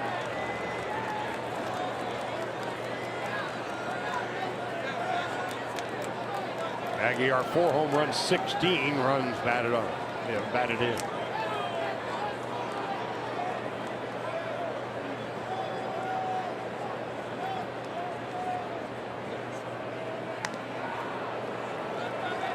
Big slow curve, 72 miles an hour.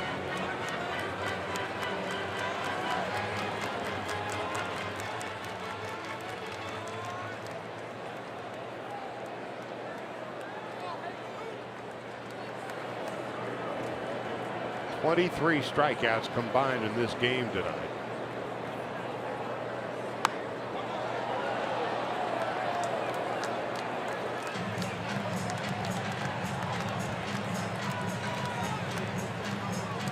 Jimmy Nelson in his last start struck out 10. Tonight he has fanned 11. And that's the first time in 6 years a Brewer pitcher has struck out 10 or more in back-to-back starts. That's a foul ball. Giovanni Gallardo did it in September of 2011. In fact, he did it in 3 consecutive games. 2011 and 2008, the last 2 times the Brewers have made the playoffs. Ryan Braun, who's on the DL, is the only man on the team that is still from those playoff years, except if you want to count the manager, Craig Counsell. He was his teammate. 1-2. Swung on and missed, strike 3. 13th strikeout for Kershaw, a 74-mile-an-hour curveball.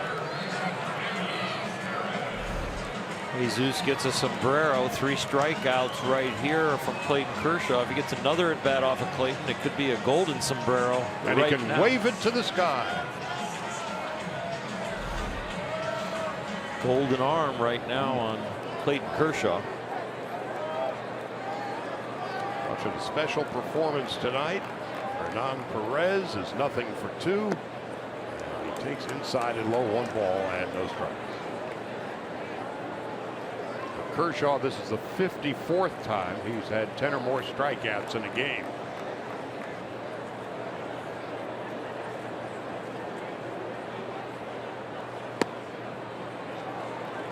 Two balls and no strikes. Hernan Perez. Almost a guarantee that you'll get a strike right here from Clayton. Very few 3-ball counts.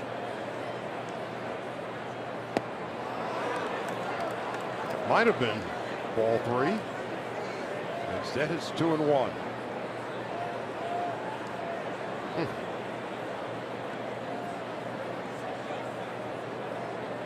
This is Kershaw's 275th career start.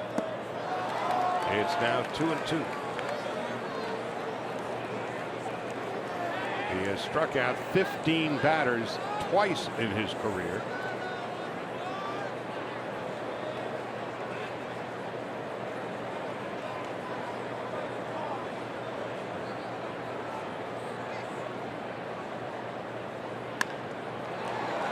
Forsythe to Gonzalez. Almost disappointing when they make contact, expecting another strikeout, but Logan Forsythe has been busy down there at third base. It's his third opportunity for a ground ball, and he's been successful on all three. Now Santana stepping in. He has struck out and flied to center.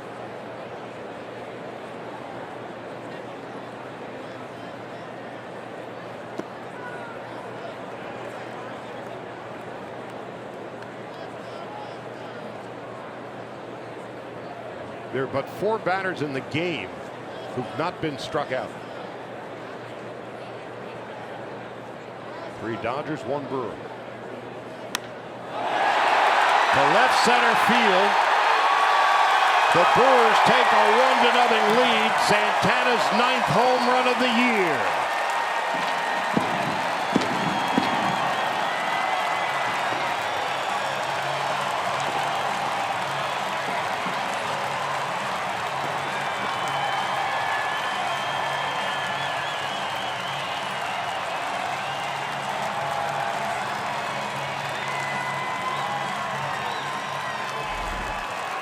Almost 45% of their runs come from the home run. And that fastball right there is a big fly.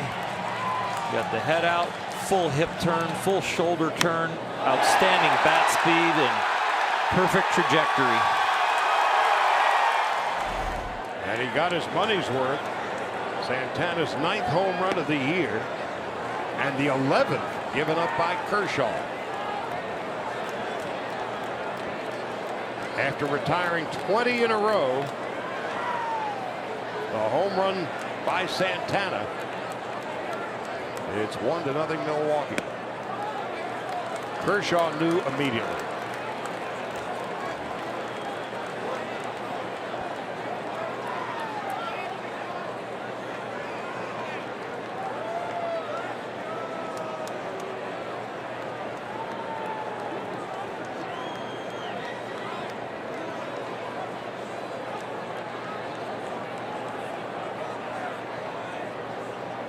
Two balls, no strikes. 2-1 to Manny Pena. 0 for 2 and 2 strikeouts.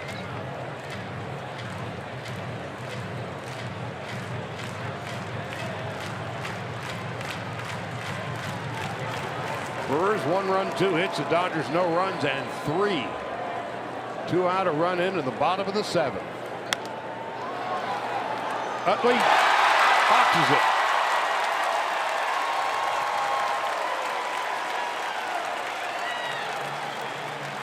That'll be an E4 for Chase Utley. He retreats on the ball. He has plenty of time to field it and get it to first base, but looks like near the seam of the grass right there kind of fools him a little bit visually. One that Chase would say, I have to have that ball.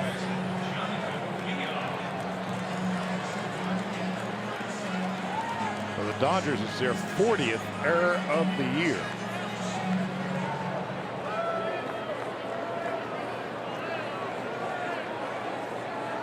Now Jonathan Villar, who's 0 for 2. He was a 2000 strikeout victim of Kershaw's back in the 2nd inning. He struck out twice. Clayton is the 3rd hitter for the Dodgers next inning, and now at the 100-pitch mark, which he has surpassed a few times this year and twice last 2 starts. This will be the 3rd time in a row past 100.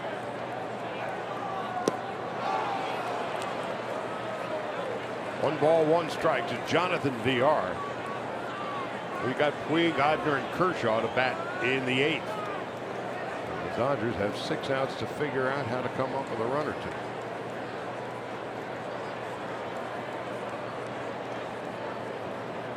One and 1 to Villar. He's got 5 home runs, 24 runs batted in.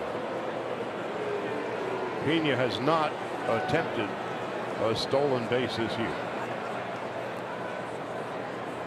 Should he think about it, Grandal has thrown out 11 out of 24. You don't have to worry about a left-handed reliever coming out of the Brewers pen because they have a totally right-handed staff. Starters and relievers. 8 right-handers in Council's bullpen. Swing and a miss. 1 ball, 2 strikes to Jonathan VR, who had the great year last year, breakout season. But he has fallen back to earth this year.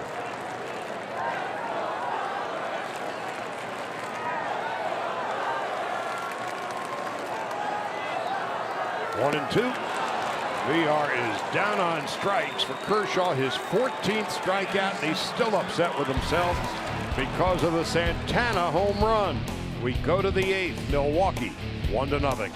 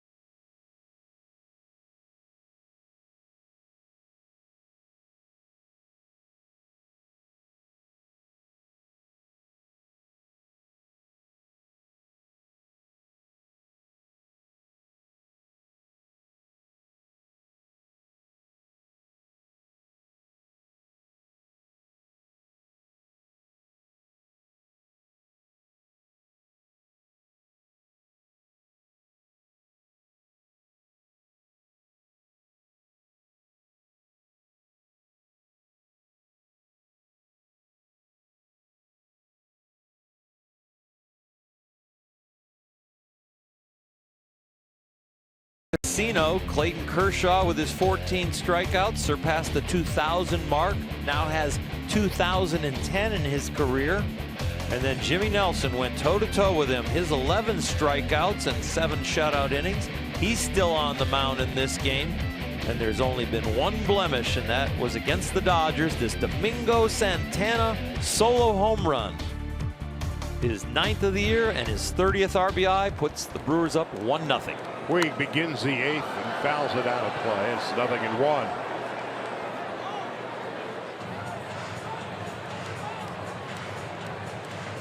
Kershaw due to hit 3rd here in the 8th. Pedro Baez is warming up in the bullpen. Kershaw's wrapped that valuable left arm in the familiar Gatorade towel.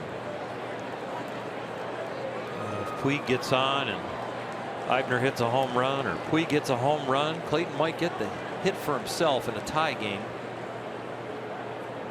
And if they're still down, I think they will go to Baez. He's wrapped in the towel, trying to convince his manager that he still wants to pitch. But I think it'll be up to the Dodger offense whether Clayton takes the mound in the 8th or not.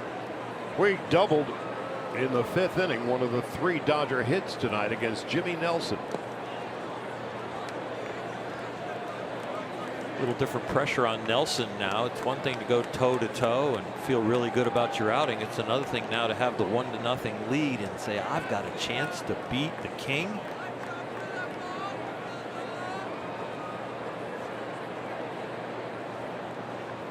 David 1, Goliath 0.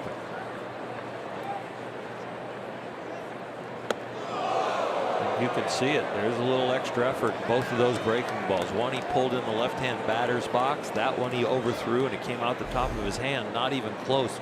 We have not seen this pattern at all. Sometimes good is good enough, and when you try for extra, it all falls apart. Puig calls for time. Yasiel's got to recognize that. Make this be a strike. 2-2 beginning the 8th. It's going to be a tough play. Barehanded flip. Not in time. Puig beats it out. He's 2 for 3. It's a start. It might not have gone as far as Domingo Santana's, but it's on first, and it's a close game. Things like this can turn the tide. The Dodgers need something to kickstart this offense. Yasiel Puig legged this one out. Some play by Hernan Perez. His 4th different position he has played in the last 4 games. And now here's Eibner.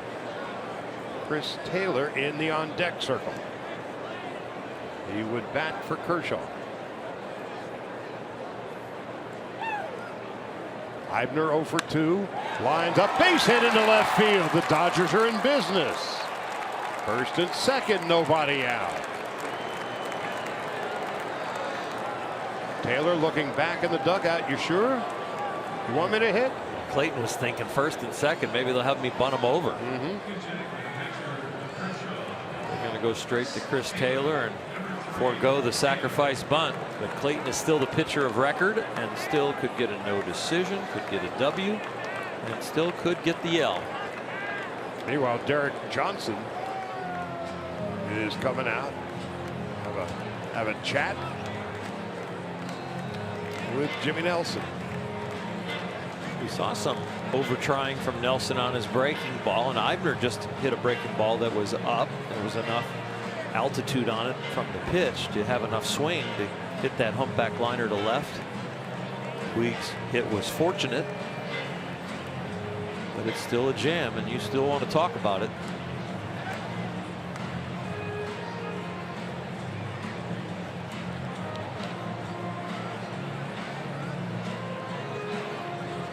While they had the meeting on the mound over in the Dodger dugout, Dave Roberts talking with Chris Woodward, Chris Taylor, Yasiel Puig. What to do, what to do. So Chris Taylor pinch hitting for Kershaw.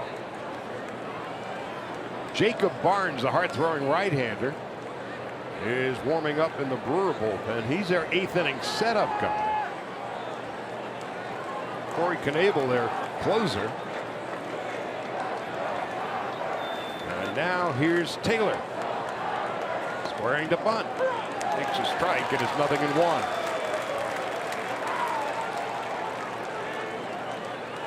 So Kershaw's night is done. 103 pitches, 72 for strikes.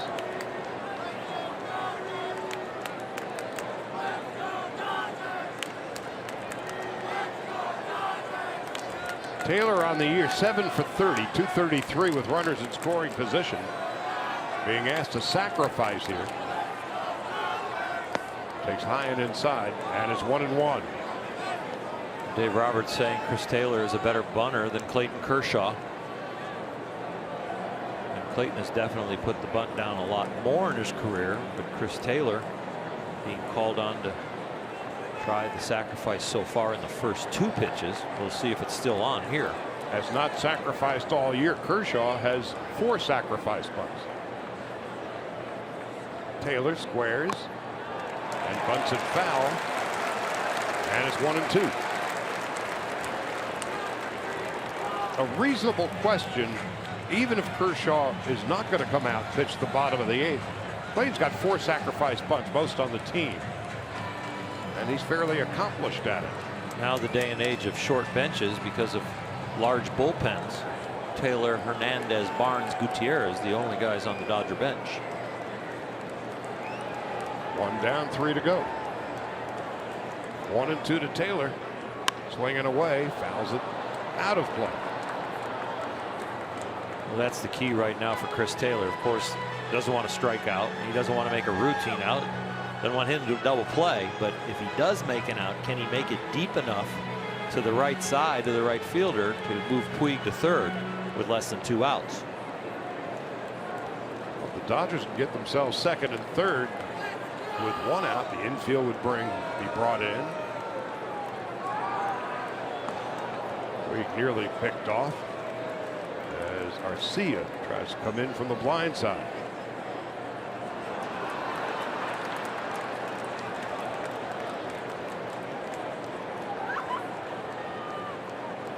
Arcia is looking at the wrong things when he walks off the base. You should be looking at the pitcher the whole time, not the fielders behind you. 1-2. Taylor to second base. Bobbled briefly. Is that going to be enough to stay out of the double play? Yes. So Puig goes to third. Taylor takes the place of Eibner at first with one out. Good fortune for the Dodgers with the bobble at second base. Chris Taylor not able to get the sacrifice down. This looks like major trouble as it hits towards second. A little botch is not an error, but it should have been a double play at this level.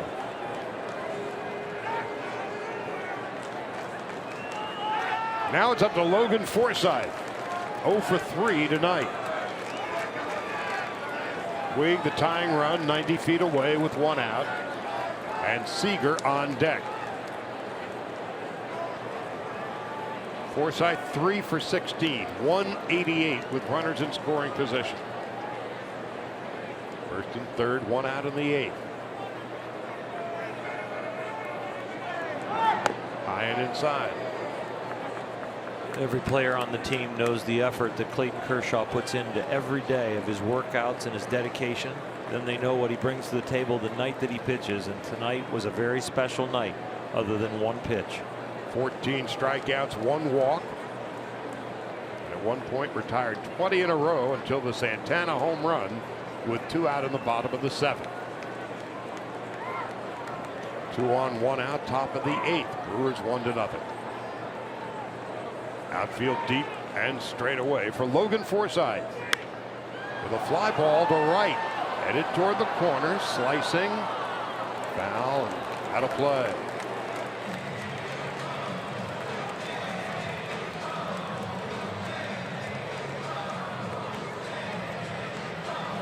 Forsythe a home run and 6 runs batted in. Including a walk-off hit that plated Kike Hernandez back at Dodger Stadium a couple of weeks back. A ball, a strike, in and out. Sac fly would do just fine. Nelson's 99th pitch. 2-1.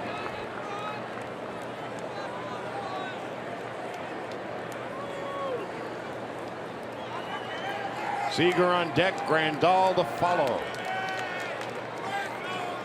You admire the guy on the mound in Clayton Kershaw, and that admiration leads to I want to get it done for him. And Logan Forsythe, you can see it in his eyes. You've seen it in Dave Roberts' eyes.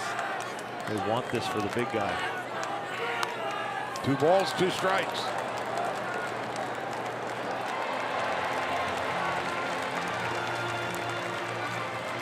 He can only carry you so far. You've got to support him with some runs every once in a while.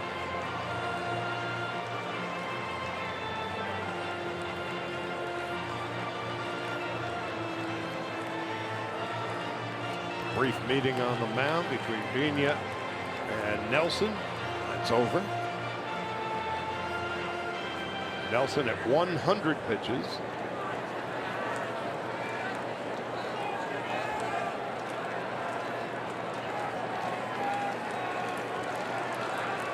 Two and 2.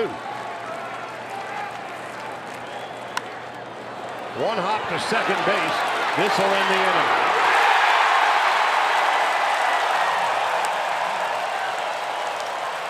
VR to Arcia to Aguilar. The Dodgers threaten, fail to score. We go to the bottom of the eighth. 1-0 Milwaukee.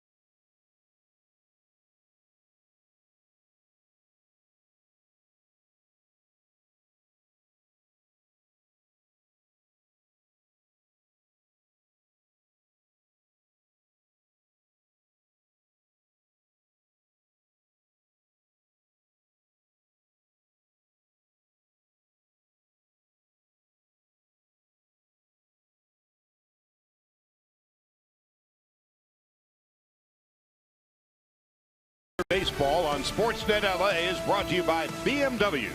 See a Southern California BMW Center today for exceptional offers, or visit SoCalBMW.com. And by Energy Upgrade California. Dodgers threatening the 8th, come up empty. We go to the bottom of the 8th, and Pedro Baez is now on in relief, making his 23rd appearance. Opponents hitting a meager 141 against him. Just 3 earned runs and 11 hits. Pedro has been absolutely outstanding. He really, coming into this year, wanted to make a step forward in his performance. Not his stuff, it's always been there. And he has done both. The breaking ball and the changeup are much better.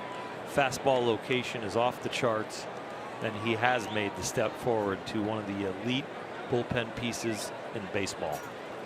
Well, the Dodger bullpen has the lowest ERA in the National League, 2.61, and opponents are hitting just 2.13 against them. Arcia leading it off, and he drills one into left center field. That one is well hit, and off the base of the wall, and a ground rule double.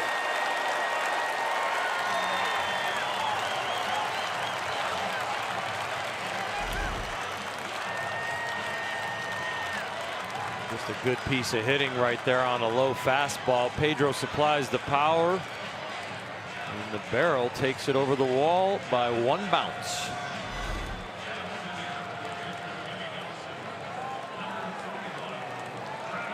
Travis Shaw is now going to pinch hit.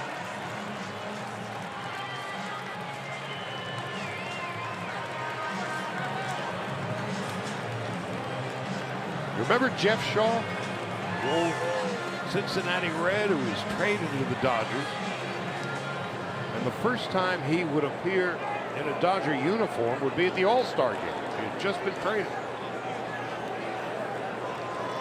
If memory serves, it was Paul Konerko.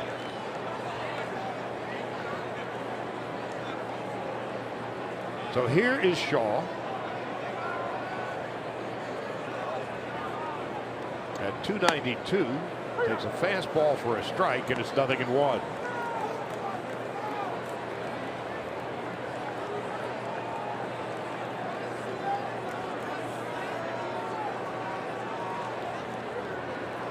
The Brewer closer, Corey Knebel, has been terrific this year. No balls, 2 strikes to Shaw. Knebel's ERA is 1.04. And there he is.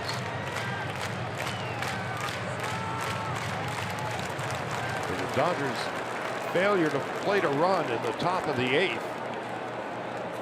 And now with the Brewers, with Arcia at the bottom of your screen, a very important insurance run.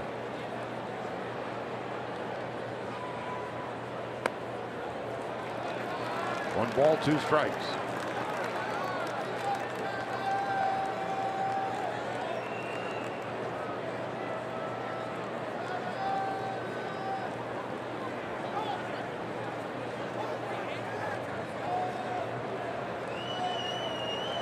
Keon Broxton on deck. The count is 1-2 to Travis Shaw.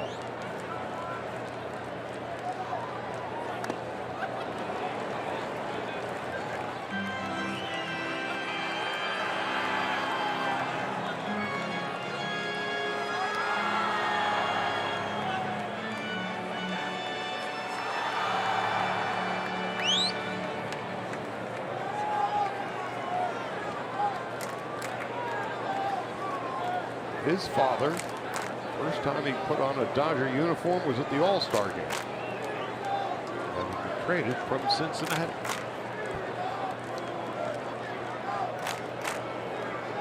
The 1-2. Swung on and missed, strike 3. So Baez a much needed strikeout. That's the first out of the 8th.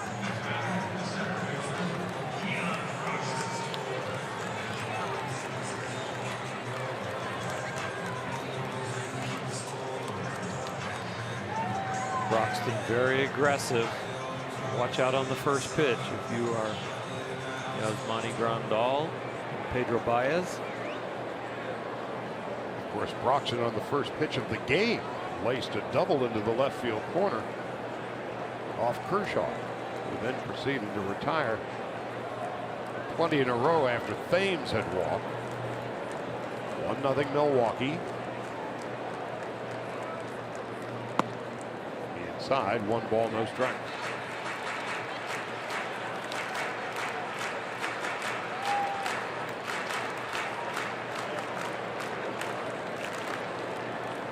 So Broxton 1 for 3. The Brewers are running 3 hits. The Dodgers no runs and 5 hits.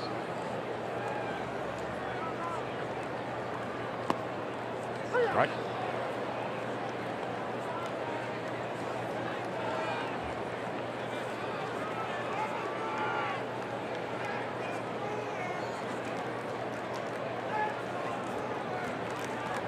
Baez, who came up as a third baseman.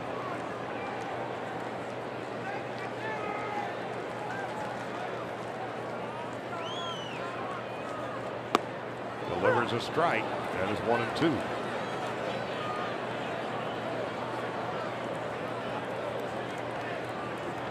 Throwing a fastball in, a changeup, and a fastball away.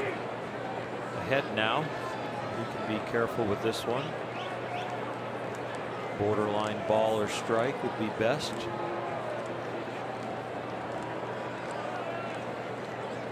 One and two. Baez needs a strikeout. Now he steps off the rubber. Chase Utley playing cat and mouse behind Arcia. Trying to keep him as close as possible. Another sign of growth for Pedro Baez to be able to take care of the running game and deliver the ball effectively. The 1-2. Swung on and missed, strike 3. Needed the strikeout. Got it. Now there's 2 gone. 16th strikeout for the Brewers. 14 of those by Clayton Kershaw. 2 now by Pedro Baez in a huge situation, trying to protect this 1-run deficit.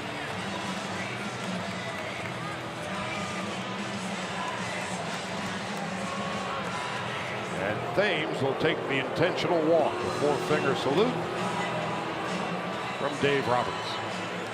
It speeds up the game, but it also lets your pitcher keep his release point. A lot of pitchers have trouble throwing 4 wide ones and then getting back in the strike zone after possibly loading the bases, or in this situation making it first and second.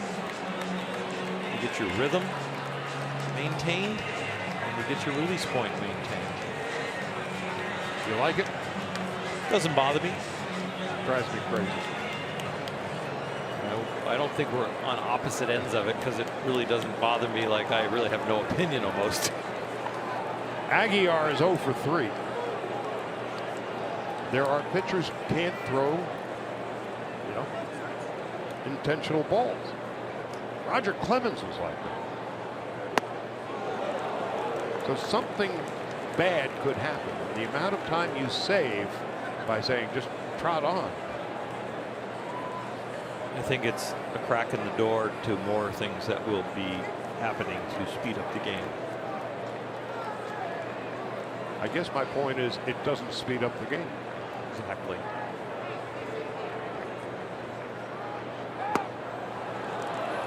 No balls and 2 strikes to Jesus Aguilar.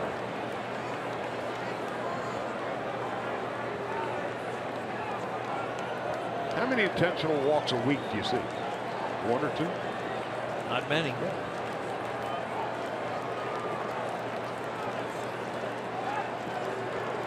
Hernan Perez on deck.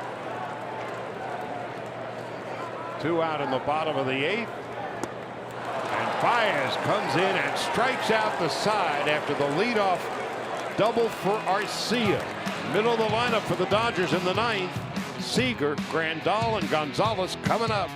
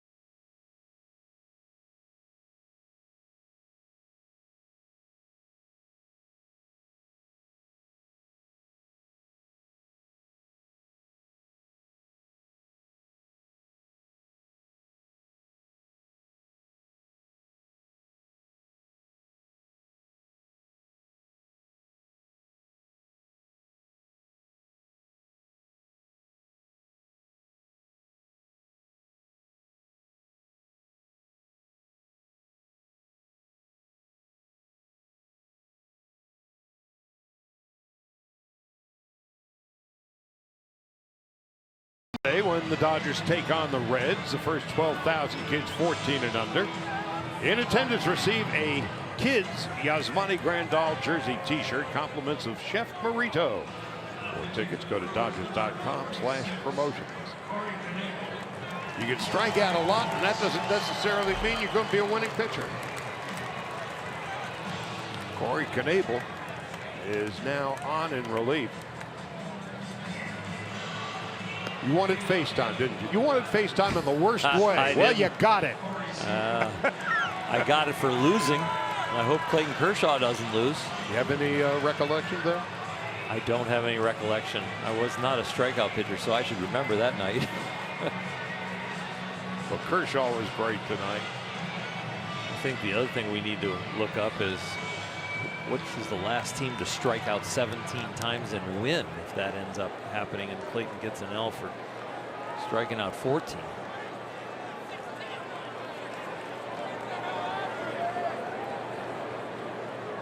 Corey Seager leading it off in the ninth against Corey Knebel. What did Domingo Santana and Adam Wainwright have in common? They both hit home runs to possibly beat the Dodgers on back-to-back nights with shutouts. Seager takes a strike.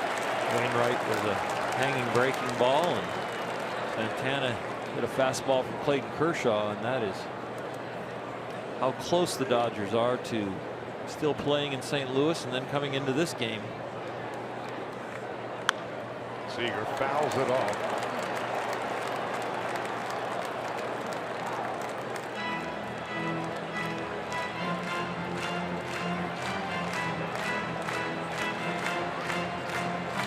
Corey Knebel, 6'4", 215. He's a Texan. He came from the Rangers. Seager is down, first down of the ninth.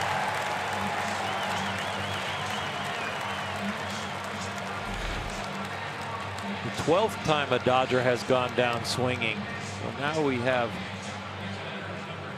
completely too many strikeouts in this game.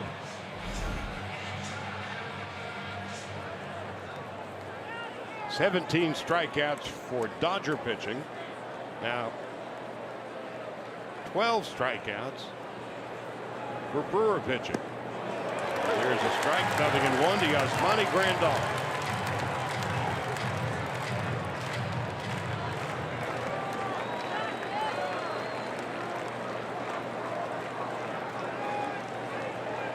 Grandal 0 for 3.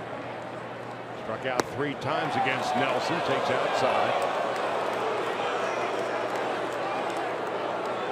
Kershaw's only 1-0 loss the rest of his career was in Arizona in 2012. He lost to Arizona, Ian Kennedy. 1-1 with 1 out. Grandal takes inside. The Brewers traded Giovanni Gallardo in the winter of 15 for 4 players to Texas. And one of the 4 is now the Brewers' closer, Corey Knebel.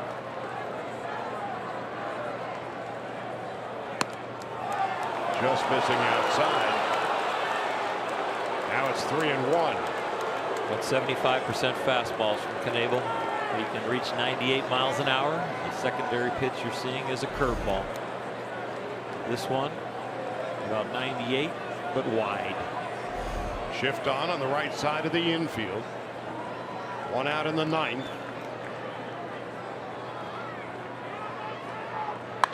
Drilled to right.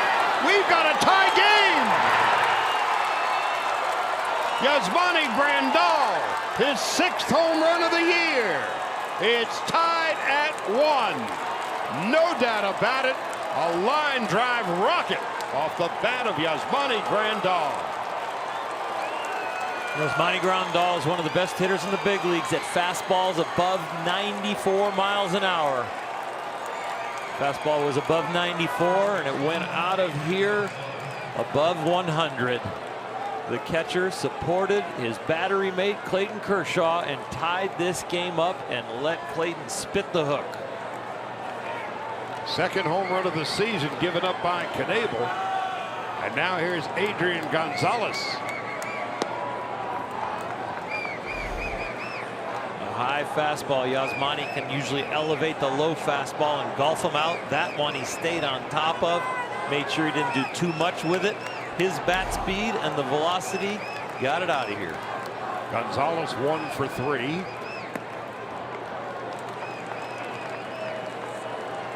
And we've got ourselves a new game. The Dodgers this year in one-run games are 4 and 8. The Brewers in one-run games are 5 and 7. As Gonzalez swings and misses, it's 2-1. Grandal's home run went out at 109 miles an hour and 22-degree launch angle. 401 feet. And when you put all those numbers together, it equals 1 run. And we are tied at 1.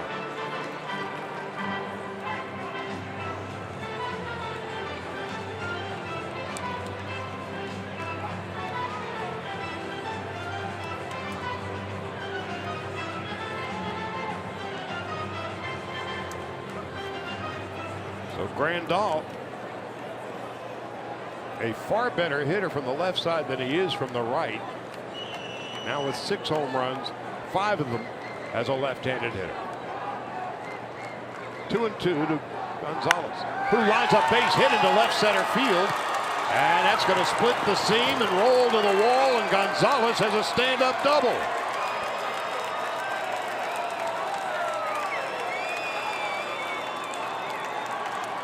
The Dodgers getting off the mat. Pitching coach Derek Johnson going out to settle down Knebel. Nice piece of hitting on a high fastball again. Yasmani Grandal hits a home run on a high fastball. Now Adrian Gonzalez stays on top of that one, pretty much just blocks it into the left center gap. Adrian striding it out, cruising into second.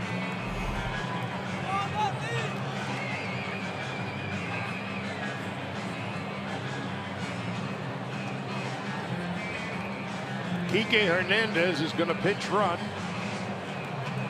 for Adrian Gonzalez. And Corey Knebel, who came into the game having given up 3 runs and 13 hits in 26 innings, has given up 1 run and 2 hits in a third of an inning here in the 9th. Dodgers are 0 for 3 with runners in scoring position, of course. The only run coming on a home run. They've left 4 men on base, and the Brewers are 0 for 6 with runners in scoring position, and they've left 5 men on base. Well, you hear large Dodger contingent here at Miller Park. Go to second base, and very close. Kike nearly picked off. We'll take a little time to let the video guys on the Milwaukee side to take a glance at this. Very, very close.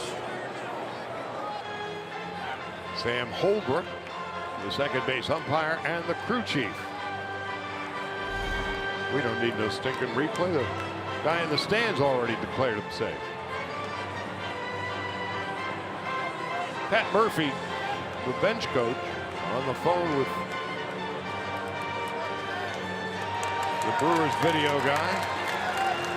We're going to have him take a look. If you ain't got nothing, you got nothing to lose.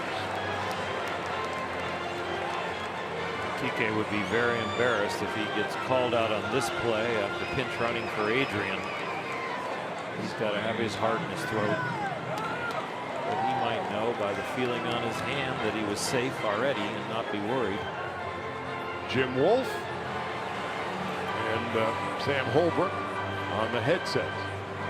So he get turned that way because he's looking at the big screen in center field, and it looks like he is safe by the view that I am getting. And you can take the same view right here. It looks like his hand gets back in right there. Blocked a little bit by the foot, but this will show you a little bit better that he's in there. If the throw is on the third base side of the bag, Kike is DOA. He's safe. Meanwhile, Gonzalez 2 for 4 tonight. Came into the game second all-time leading hitter at Miller Park. He's now 51 for 120 at Miller Park. Well over 400. Chase Utley, who's coming up, and he is safe. Utley is 0 for 3. But at Miller Park in his career, he's hitting .365. Kike with an outstanding poker face during that delay.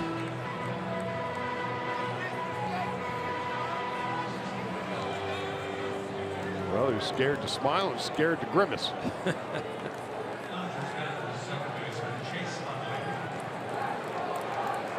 So here is the red-hot Chase Utley, who is hitless in 3 at-bats tonight. Kike Hernandez is the lead run at second base. Pinch running for Adrian Gonzalez. Utley squares to bunt, takes it back. 1 ball, no strikes. Travis Shaw has taken over at third base. Hernan Perez, who had been at third, takes over in left field. And Eric Thames is out of the game. So Kike, good speed at second base. Utley with a fly ball to right. Santana going back. He'll make the catch. Tagging and going to third is Kike Hernandez. There's 2 out.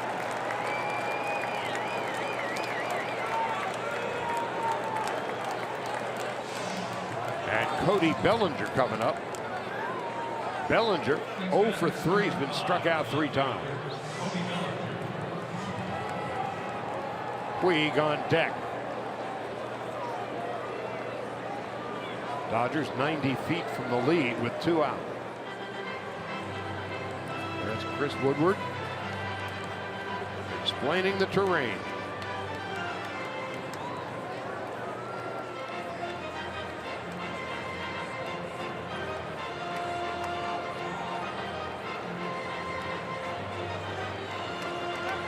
Bellinger will be intentionally walked.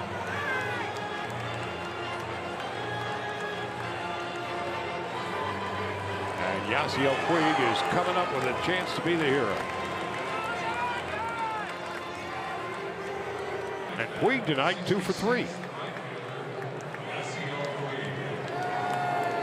Right now, I think the Dodgers just caught a break. Cody Bellinger has been swinging and missing at a lot of fastballs down the middle and up. Yasiel Puig, for me, is the better of the two to make contact and give the Dodgers a chance right here to score this run.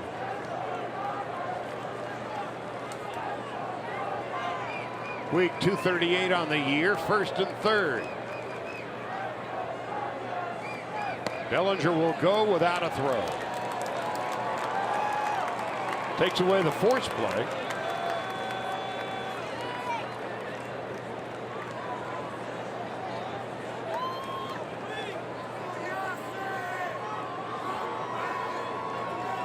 Brett Eibner, who's singled back in the 8th inning, is on deck. A hit here, and the Dodgers are in business. Puig takes high. Checks his swing, and it's 2-0.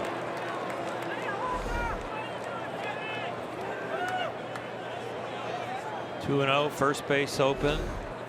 For sure, the Brewers don't want to give in here. You have 2 batters to get 1 out. The guy at the plate's a starter. The guy on deck's a part-time player. 2 balls, no strikes to Puig. 3 balls, no strikes. Yasiel's got to understand the situation. He doesn't need to anymore because they're going to put him on. So back-to-back intentional walks.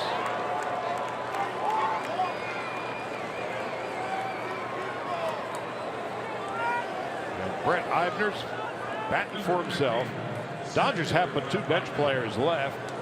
Now the Kike Hernandez has pinch run for Adrian Gonzalez. That's Barnes and Gutierrez. And so here's Eibner with a chance to be a hero. He's 1 for 3 tonight.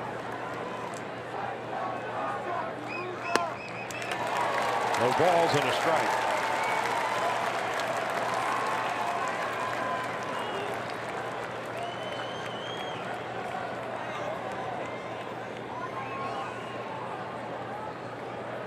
Eibner hit a 465-foot home run at Coors Field last month. No balls and a strike. No balls and 2 strikes. Shorten up a little bit, Brett. These are some big swings against him. Very hard fastballs. Put it in play. Crowd standing, screaming. Bases loaded. 0-2 to Brett Eibner. 1-2.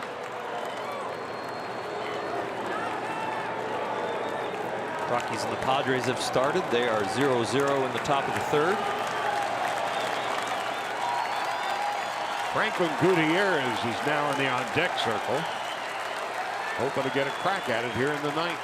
A 1-1 tie. Bases loaded. 2 out. A 1-2 to Eibner. Swung on and missed strike 3. And that is going to do it. Yasmani Grandal, a 1-out home run, his 6th of the year, has evened the score at 1 as we go to the bottom of the 9th.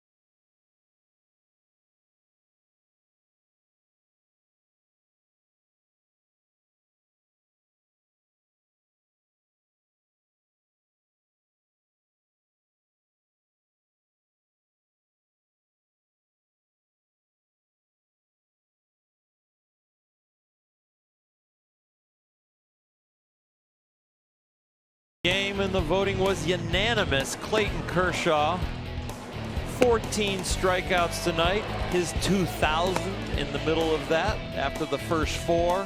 He was absolutely outstanding. 103 pitches, 72 strikes. He had the Milwaukee Brewers flailing all night. One little fastball mistake that cost him a run, but Pedro Baez has picked him up, and so did Yasmani Grandal with the home run in the top of the 9th. Hernan Perez leads it off in the bottom half of the 9th. He's 0 for 3. Baez in his 2nd inning of relief. Perez takes a strike and it's 0-1. Cody Bellinger's now at first base, taking over for Adrian Gonzalez. Of course, Kike Hernandez pitch ran for him. As Perez takes outside. 1-1. And Brett Eibner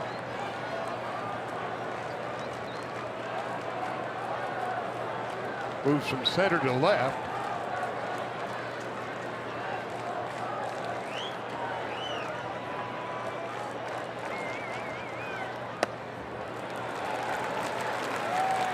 And Kike Hernandez takes over in center.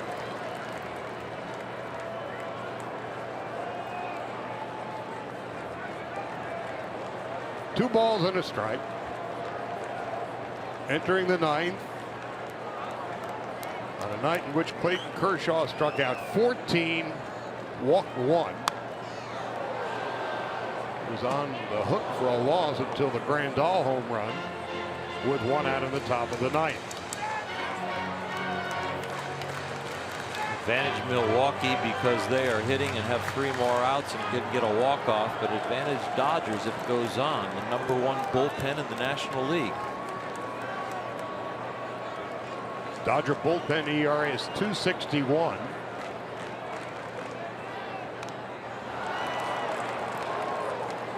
The Brewer bullpen 3.84. Yasmani was keeping it there under his elbow where the foul ball went, thinking maybe he would be out in the 3rd strike, but you cannot trap it with your equipment. I think you have to catch this ball, and that ball hit his thigh and then ended up under his arm. This would be a very interesting call. Dave Roberts double checking with Ben May. Now the crew chief Sam Holbrook is coming in. Hits his thigh. This ball never hits the ground and then gets trapped underneath his arm.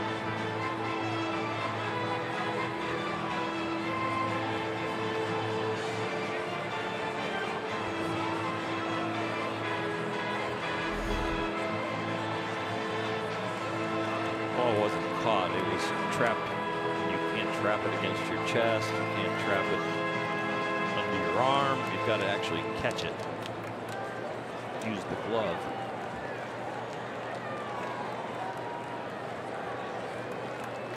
We'll have a bruise or two to show for his effort. 2 balls and 2 strikes to Hernan Perez, leading off in the bottom of the ninth.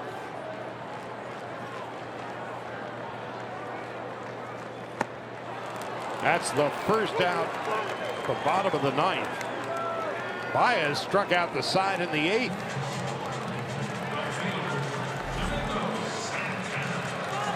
Double, intentional walk, and now 4 strikeouts for Pedro Baez. After Kershaw struck out 14. Well, the Brewers came into the game having been struck out more than any other team in the National League. And they have just added to their total. Santana, who spoiled Kershaw's night with a 2-out home run in the 7th after Kershaw had retired 20 batters in a row. But Grandal's home run with 1 out in the 9th evened the score. Santana 1 for 3. Takes a strike. And is 1-1.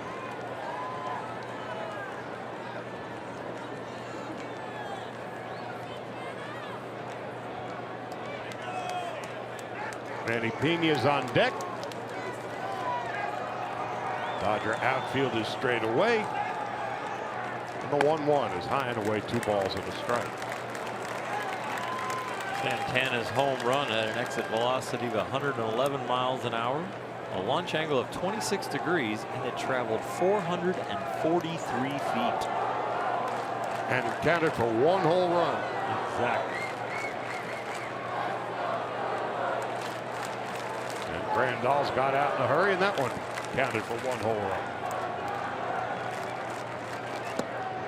Inside is high. 2-1 to Santana.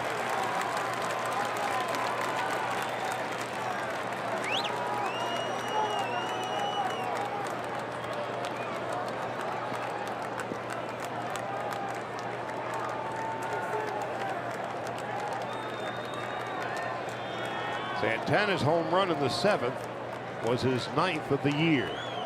3-1. There's a strike, 3-2.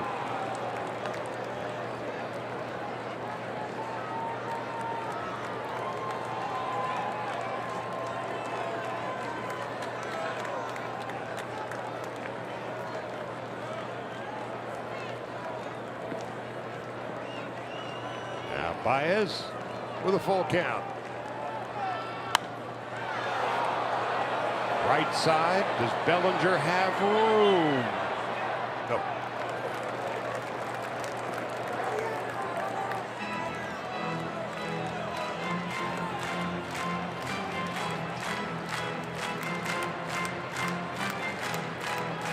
Back with you tomorrow when Rich Hill faces Matt Garza. Sunday morning, West Coast time. Kenta Maeda and Zach Davies. And there's Rich. Monday, Tuesday, Wednesday, back home. The Nationals are in town. That should be a great series.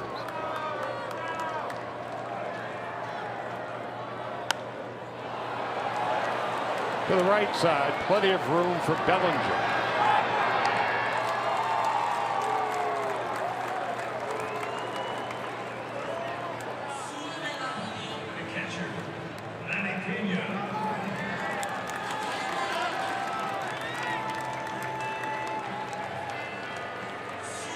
Pena is 0 for 3. Got a board on an error in his last at-bat. The error charged to Chase Utley.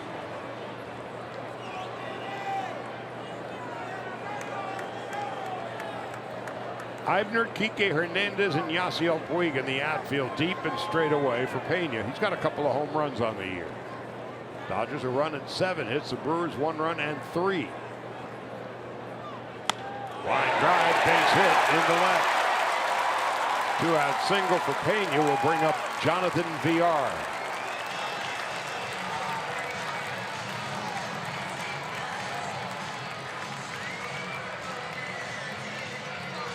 Meanwhile, looking back on the Kershaw performance, 14 strikeouts and a walk, and we mentioned early in the game, Kershaw now has 275 starts, and that was the 73rd performance in which he has given up 3 hits or less. Another one. Remarkable. More than a quarter of his starts, he's given up 3 hits or less for the other guys. The switch hitting VR that struck out 3 times tonight, all 3 by Kershaw.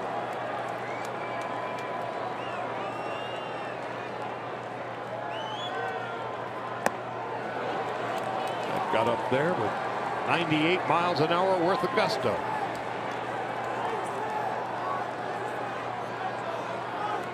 Orlando Arcia on deck. So the Brewers, from the Dodger point of view, they were a curiosity. How did these guys manage to get into first place in the Central Division? They have played a feisty game tonight, to be sure, as VR takes high. 2-1. Eibner, Hernandez, and Puig are very deep. Backs of their jerseys are scraping the wall because they don't want anything to get in the gap. But there is a big gap between Hernandez and Puig in right center. So the Dodgers are betting that VR can't hit it in that direction against the speed of Baez. With Pedro's velocity, they expect the ball in the air to go to the opposite field. On the ground, looks like they're playing him a little bit more up the middle.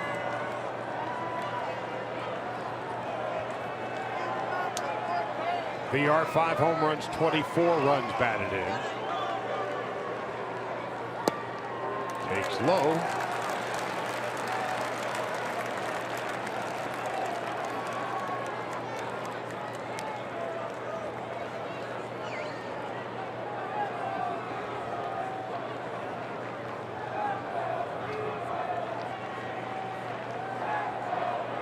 VR a .228 hitter from the left side. Hitting .210 on the year. Fouls it off to the left.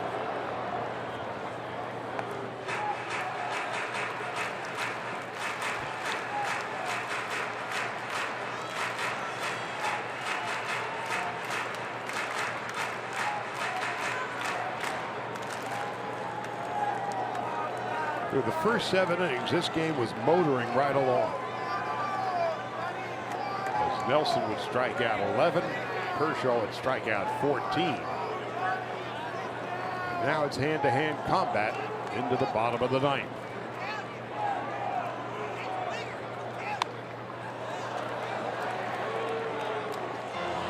He wanted the high fastball. That's what VR would foul off.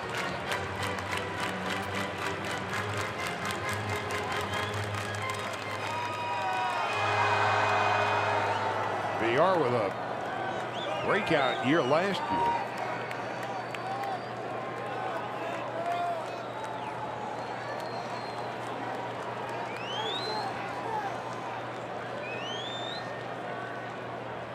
Takes outside. Now 3-2.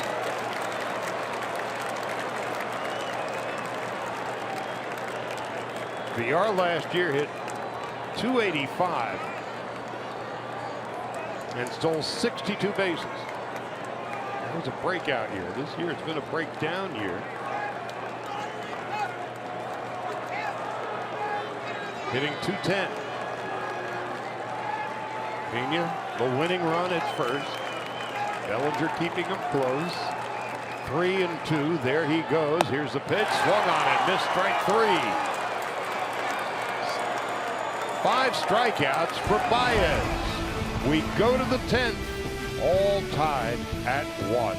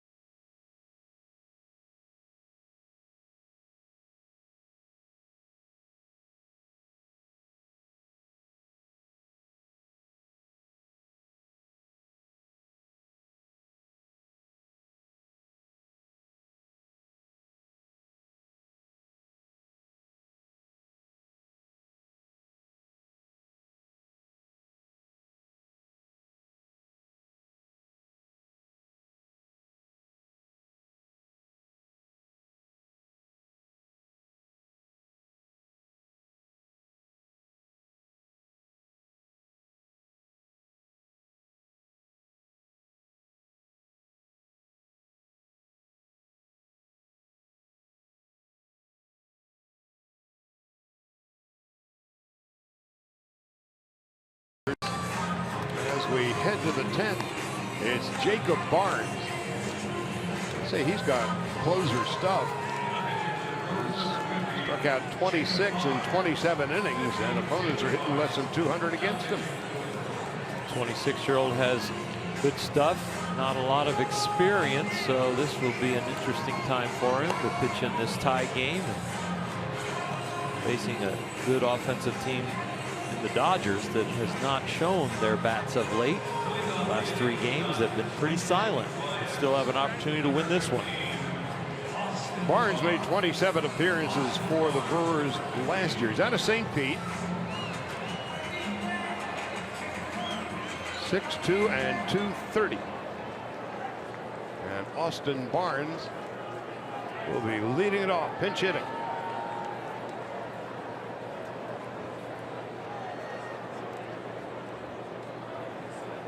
With Forsythe and Seager to follow, Barnes takes a strike, and it's 0-1.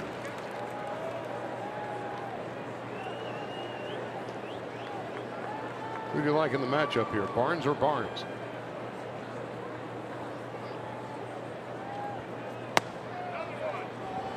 Barnes misses outside, and Barnes takes a ball. Who's on first?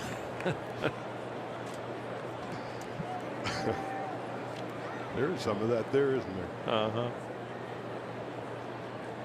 Austin takes outside, and it's 2-1. Austin Barnes, 276, couple of home runs, 8 runs batted in. Now only Franklin Gutierrez is left on the bench.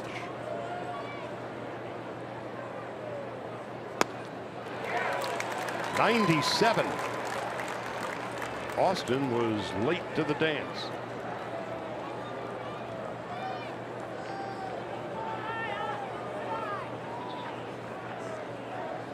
Tenth inning.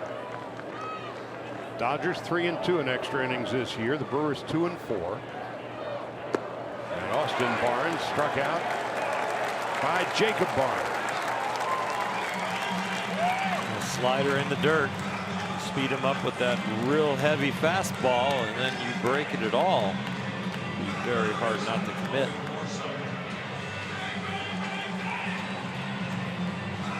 Logan Forsythe coming up. Dodgers at first and second, nobody out in the 8th inning. Taylor would bounce out. First and third with 1 out. Forsythe bounced into an inning-ending double play. But the Dodgers would tie the score in the 9th on the home run by Yasmani Grandal. Logan takes a strike, and it's 0-1.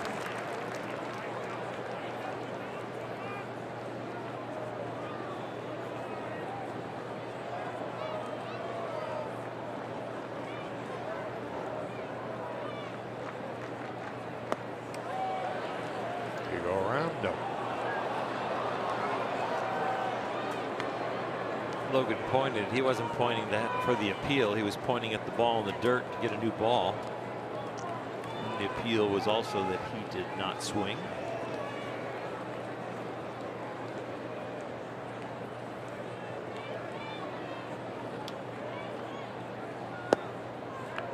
Low and outside, 2 balls and 1 strike.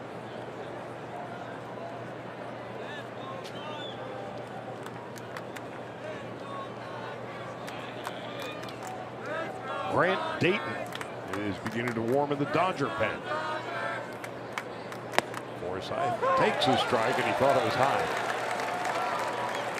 That ball looked away to me. Dodgers had some late inning wide strikes called on him last night. Adrian Gonzalez actually got kicked out of the game because of wide strike zone. Seager on deck. Forsythe is done. There's 2 gone.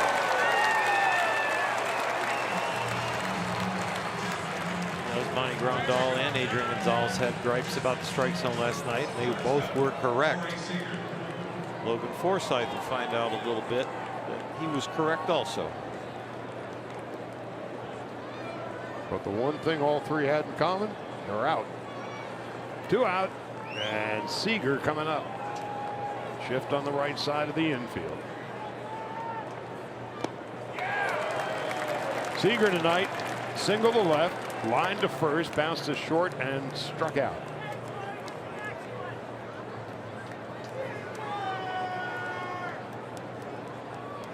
Grandal, who tied the score with a home run in the 9th, is on deck. And it's 0-2 to Corey Seager.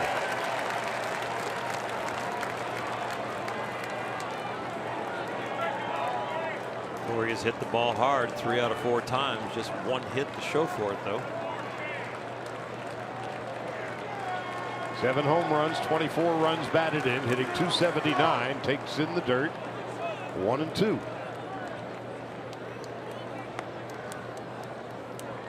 Should Seager deliver a run, it would be Jansen's turn to work. Tie score, more than likely it'll be Grant Dayton.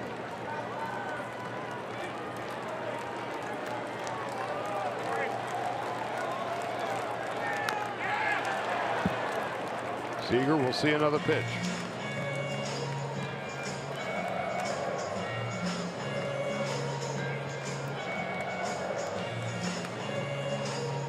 In San Diego, the Rockies lead the Padres 3-1.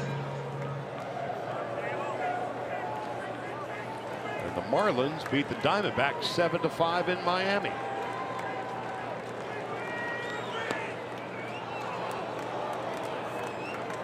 Dodgers began the night at 33-22, a half a game behind both Colorado and the Diamondbacks.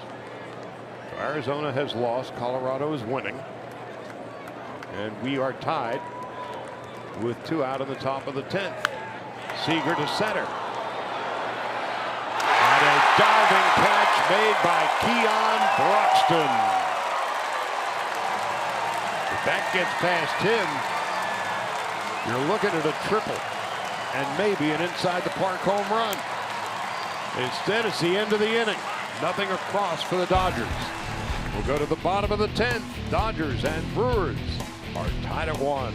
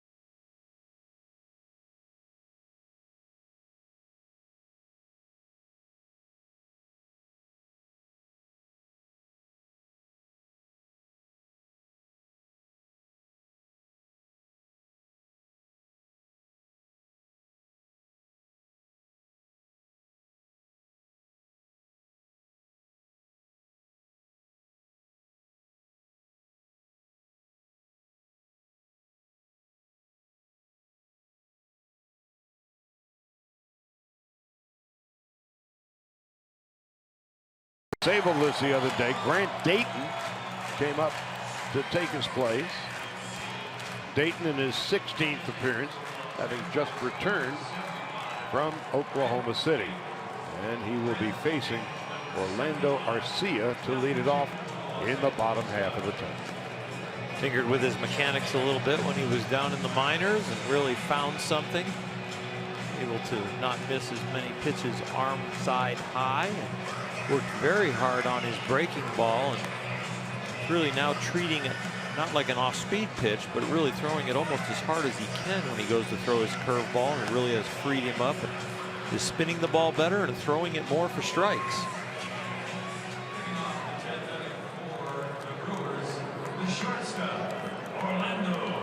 Arcia, Travis Shaw, and then Keon Broxton. Dayton, the 3rd Dodger pitcher of the night. Kershaw was terrific. 7 innings, 14 strikeouts, 1 walk, a run and 2 hits. Gave up a 2-out home run to Domingo Santana in the bottom of the 7th after Kershaw had retired 20 consecutive Brewer hitters. And Baez came in, 2 innings, 5 strikeouts. Swing and a miss, nothing in 1. Arcia looking to end the game on 1 swing.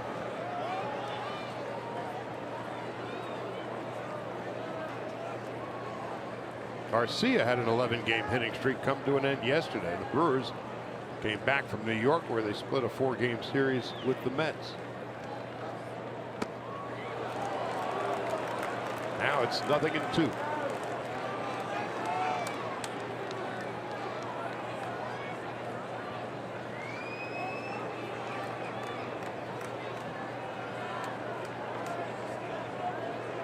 Beginning the bottom of the 10th.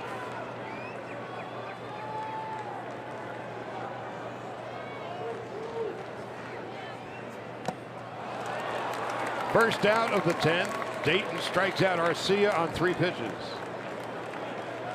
That is vintage Grant Dayton going up the ladder with the fastball. Yasmani Grandal wants it around waist high. Misses in the right place, which is up. You don't want to miss down with that.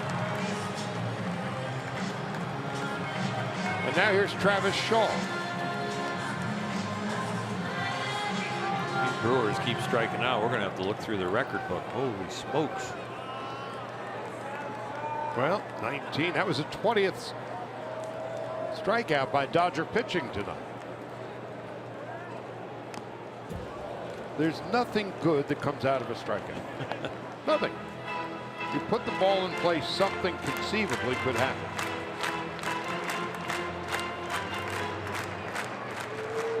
Now, if memory serves, only one team has won a World Series while leading the majors in strikeouts, and I think it was the 37 Yankees. I would bet a large percentage of their runs were scored on home runs then. At that old Yankee Stadium, the house that Ruth built.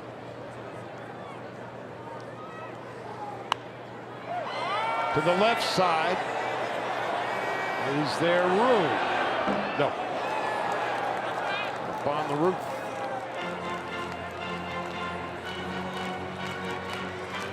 One and two to Travis Shaw. Up on the roof. The roof is open here in Milwaukee. Got a chance to be open the whole series if the rain stays away. One thing about Milwaukee, you know you're going to play every day.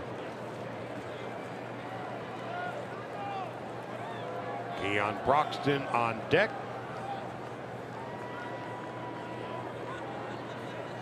And the 1-2. And that is the 21st time a Brewer hitter has struck out tonight.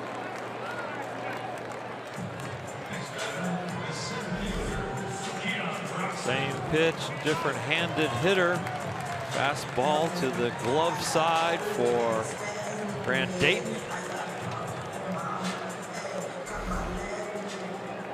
Brewers came into the game dead last, or top of the charts, depending on one's perspective, in strikeouts. 508. Tack on another 21 tonight. Broxton's been struck out twice.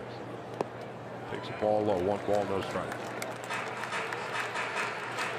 It's only the third time since 1913 that the Dodgers have struck out at least 20 batters.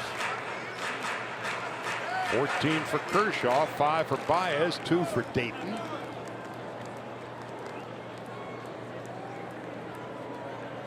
Every Brewer has struck out at least once.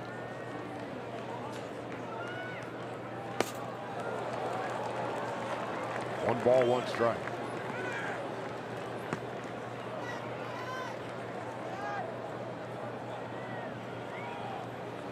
That's Darnell Coles. He's the hitting coach.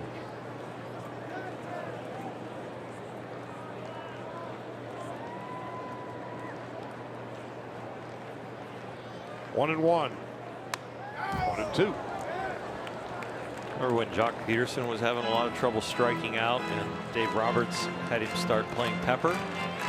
Darnell Coles might have to have that being done with all the Brewers. There's Dave Roberts' suggestion for a drill and help Jock out an awful lot. Give him some barrel awareness as you play pepper and trying to hit it to each guy that you're playing pepper with. At least 3 guys that you keep positioning the barrel. Hit them back a weak ground ball. And in Milwaukee, you roll out the barrel. Oh boy. It's got to be the 10th. Jet Bundy is in the on deck circle.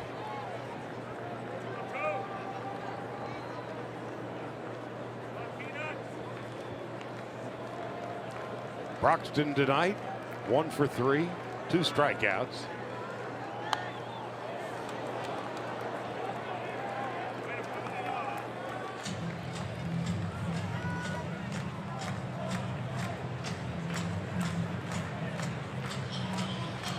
The Dodgers have been struck out 15 times today.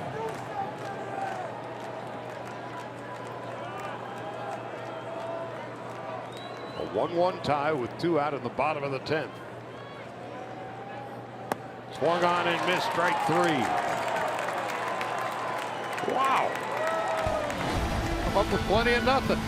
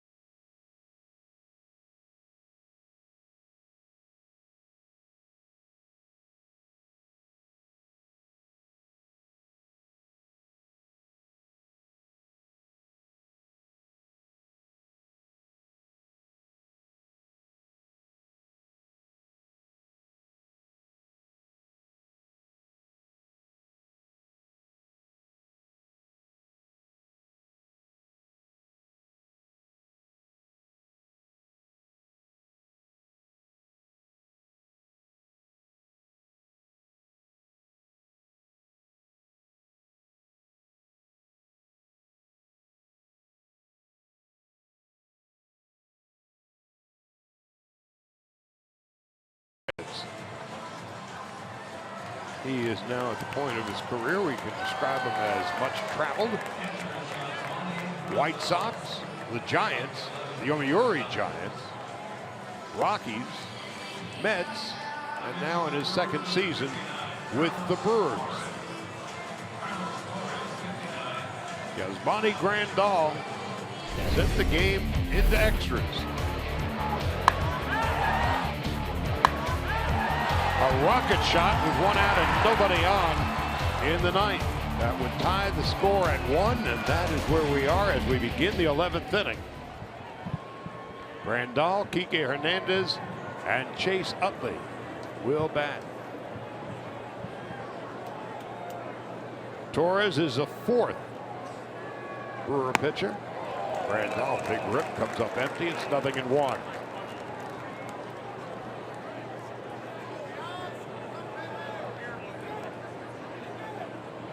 Rockies 4-1 over the Padres in San Diego in the bottom of the 4th. Diamondbacks lost today. Grandal 1 for 4, and he's been struck out 3 times.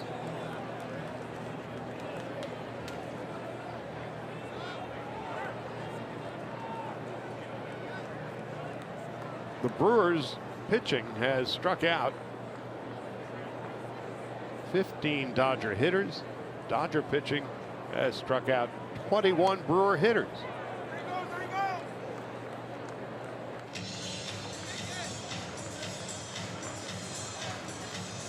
They put the shift on for Grandal as Torres reps up a new baseball. Let's go Dodgers! Let's go Dodgers! Let's go Dodgers! To the right side. VR throws him out. 1 gone here in the 11th. Yasmani's home run that tied this game, that put us into these extra innings, was his first career 9th inning homer that tied or put his team ahead. So it was a huge hit that allowed this game to continue. Now here's Kike Hernandez, came in to pinch run for Adrian Gonzalez in the 9th inning. So this is his first at bat.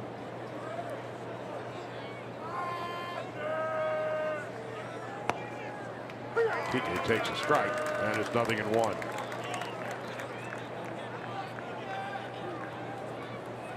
Hernandez having a terrific year for the Dodgers. Getting a solid 248. He's done everything but play first base and catch. He's hit all over the lineup.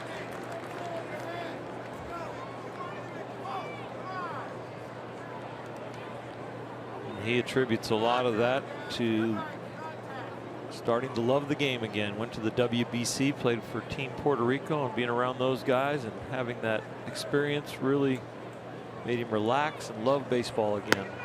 A lot of pressure on him last year. 2 out and nobody on as Hernandez takes a call, 3rd strike.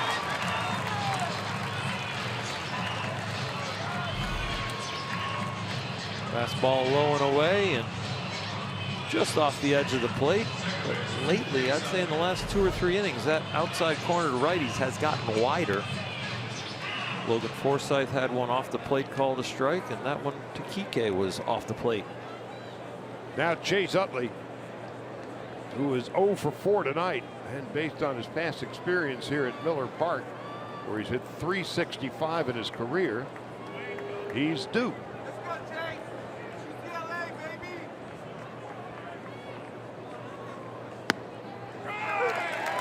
0-1 to Utley. He has 3 home runs, 15 runs batted in.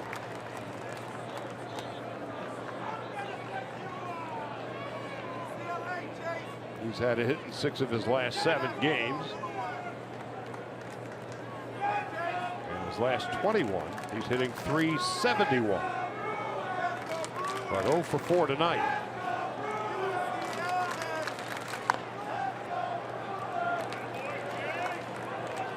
Off his foot.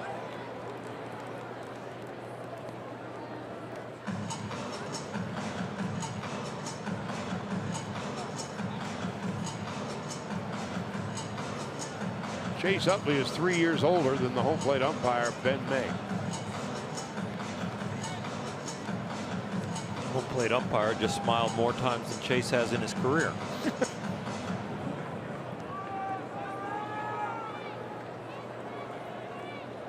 May, this is a home game for him. He grew up in Wisconsin. He's a vacation reliever. 0-2, 2 out in the 11th inning. Line into the glove of Travis Shaw, and that will end the inning. Nothing across. We'll go to the bottom half of the 11th inning.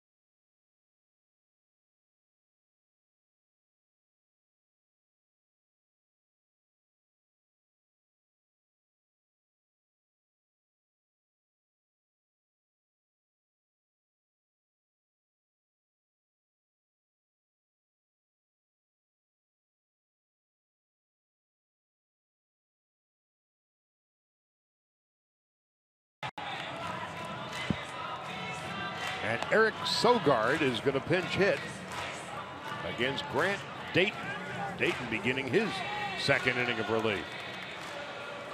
He struck out the side in the bottom half of the 10th. Sogard's quite a story. He's called up 3 weeks ago today. And since then, he's hitting .410. 16 for 39. And as soon as he is announced, Dave Roberts comes and gets Dayton.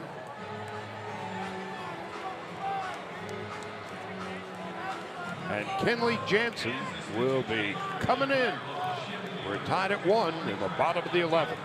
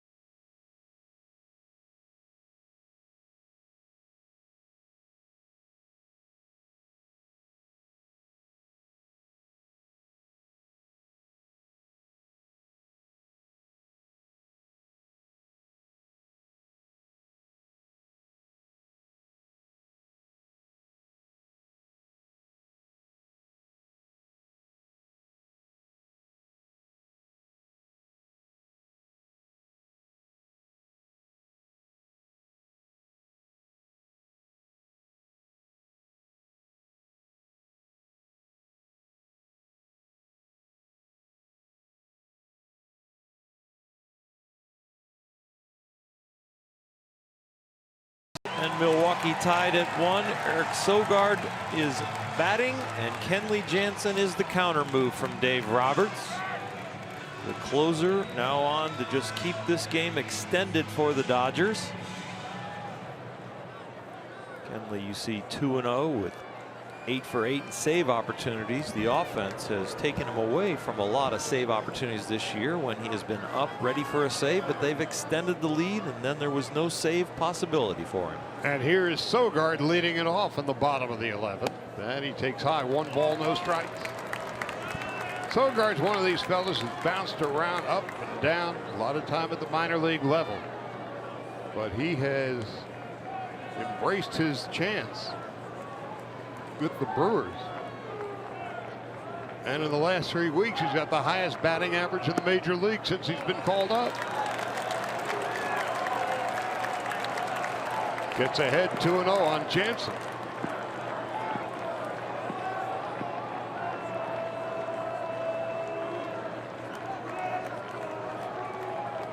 Tied at 1 in the bottom of the 11th.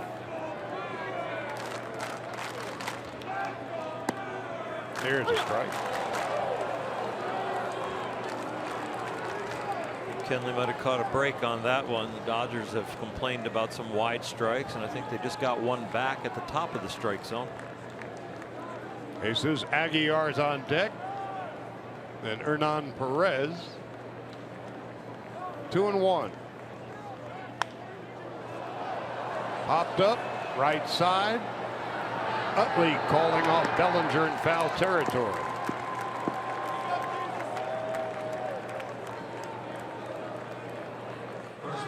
And here's Aguilar coming up.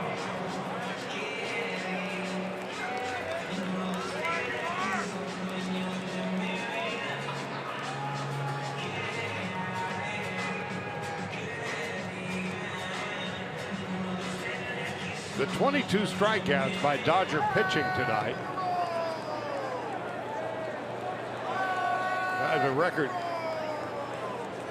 set back in 1972 against the Reds.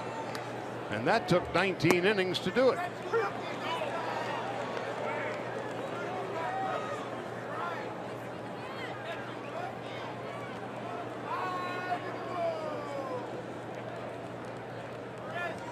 Nothing in 1 to Aguilar. He's been struck out 4 times tonight. And it looks like he's on his way to his 5th. Kenley beating him with the fastball right there. As soon as you see somebody over 6'3", 6'4" come to the plate, you immediately look at their arms and the length of their swing, and if it's long, you can beat them inside usually. 22 strikeouts. Foul back and out of play. But you don't want to miss over the middle or to the outer half when you're going up, because that gives them a chance to elevate and extend their arms. Kershaw struck out 14. Baez 5. Dayton in his inning struck out the side.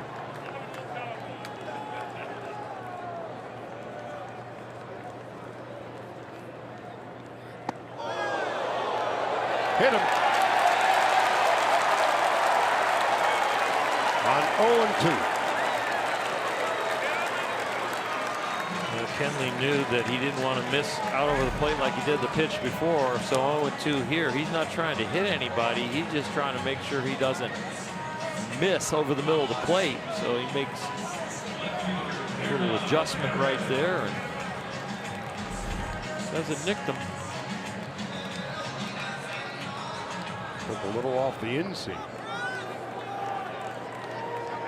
Well, the Dodgers want to make sure that Ben May got it right. You can challenge a hit by pitch. It is a reviewable call. So May, the vacation reliever, calling balls and strikes tonight. His boss and the crew chief, Sam Holbrook. Listen to the folks back in New York. When the ball grazes the uniform top or here thigh, it's going to be real hard to come up with clear and convincing evidence that it doesn't hit you. Let's take a look.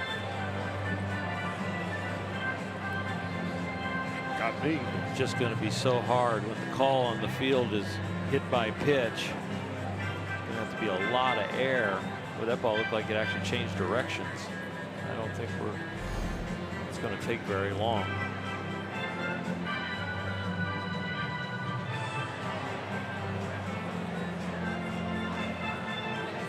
Either way, it was a little close for comfort.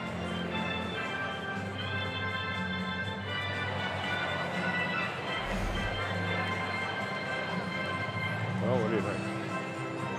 I just don't think there's going to be enough evidence to change it. I think this call will stand.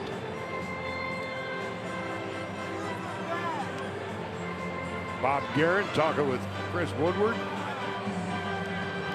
They're looking at the big scoreboard here at Miller Park. They're pretty convinced that Aguilar was acting his way to first.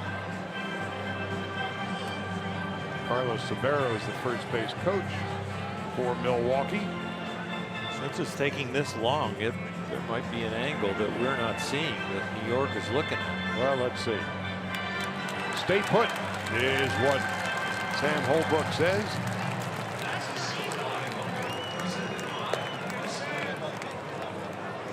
And now Hernan Perez. He's 0 for 3 and 2 strikeouts.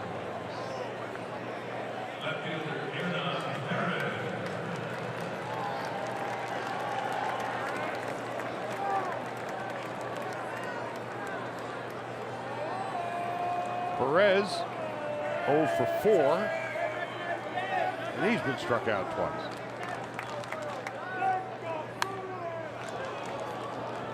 Nothing in 1. Kenley hasn't had many save opportunities, 8 for 8 this year. He's got a chance to be on the All-Star team. Right now, the job is just to get us to the 12th. When Bellinger, Puig, and Eibner are due to hit. There is a strike. Nothing in 2 to Hernan Perez. He's become a super utility player. Craig Counsell. Started at 4 different positions in as many days. The 0-2. Swung on and missed, strike 3. That is the 23rd strikeout by Dodger pitching tonight.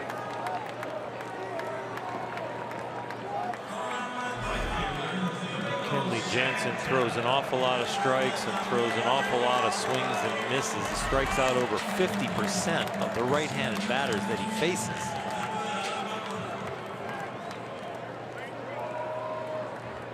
Not only that, Jansen now 36 strikeouts and no walks. But he does hit a man.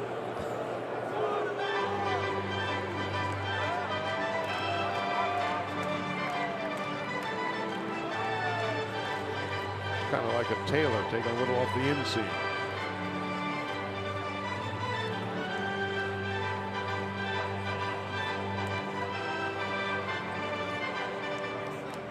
Domingo Santana hit a home run back in the 7th inning off Clayton Kershaw, who to that point had retired 20 hitters in a row.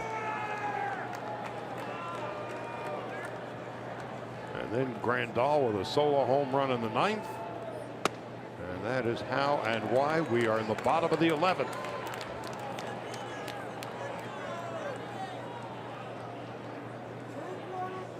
Santana, it was his 9th home run. He's got 30 runs batted in. 272 hitter.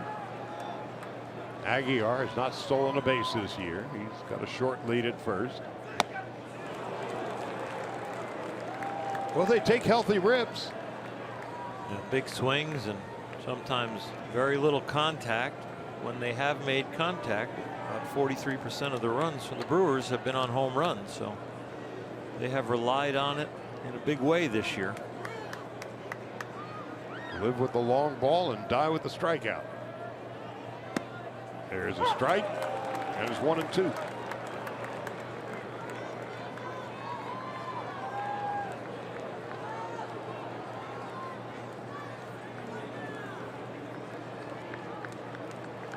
Jansen now 36 strikeouts, no walks. That's a new record to begin a season. Adam Wainwright began the year 35-0 as Jansen did. That was back in 2013. So now Kenley.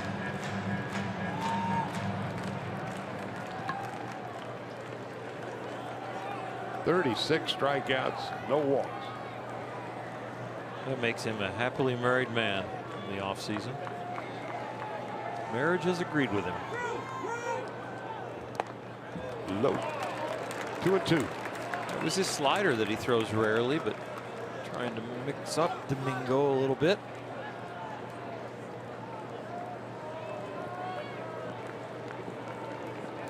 Dodgers are running 7 hits. The Brewers are running 4 base hits. Kershaw won 7 innings.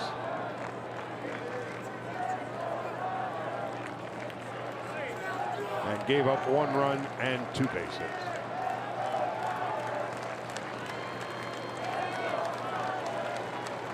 Two balls, 2 strikes. Swung on and missed, strike 3. That's 24 strikeouts by Dodger pitching as we go to the 12th. We are still tied at 1.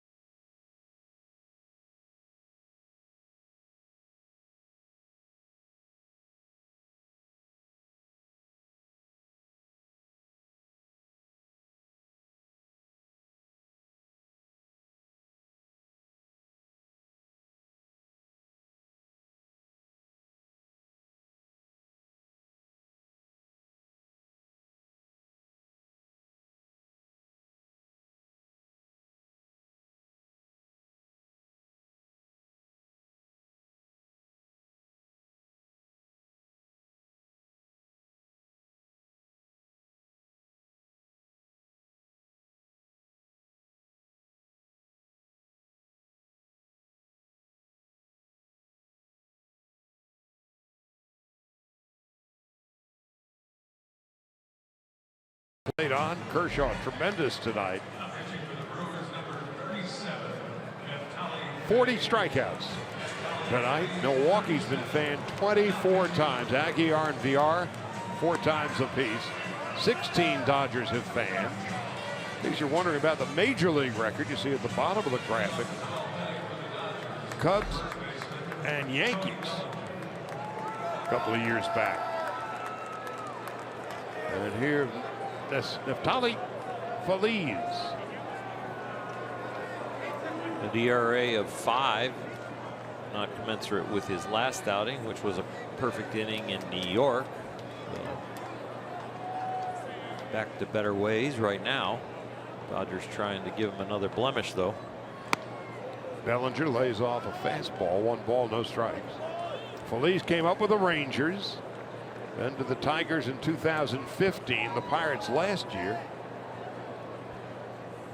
and now the Brewers.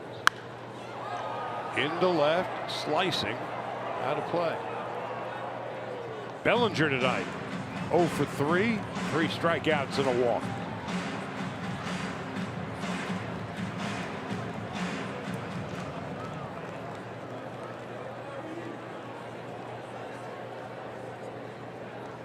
Puig on deck, Eibner to follow. Shift on the right side of the infield. VR in short right. Bellinger swings and misses. It's 1-2.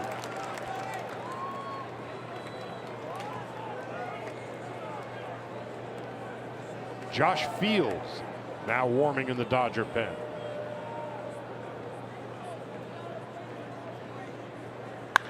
into right field, and the Dodgers take the lead. Cody Bellinger, his 12th home run of the year. No doubt about it. It's 2-1.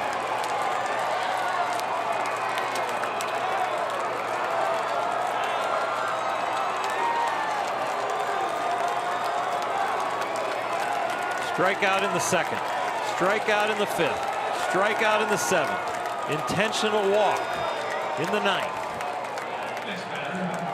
Home run in the 12th to put him up 2-1. He hasn't been hitting them very often, but when he does, they go a long way.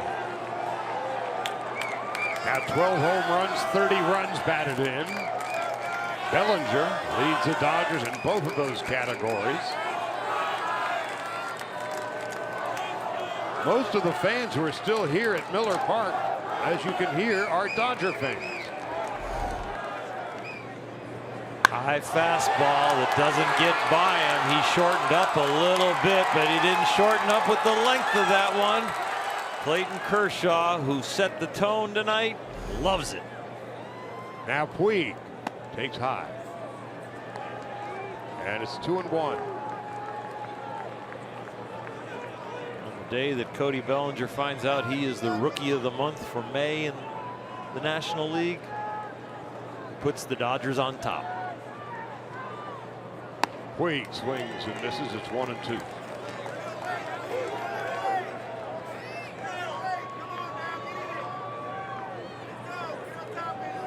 The night began with a crowd of better than 30,000.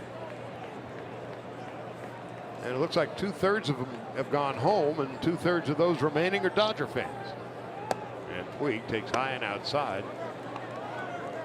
2-2. It was amazing how the stands cleared out after the 9th inning. Like, the fans buy tickets here for 9 innings, and then after that, I guess there's not supposed to be a game. Well, we're in the 12th, and the Dodgers lead it 2-1.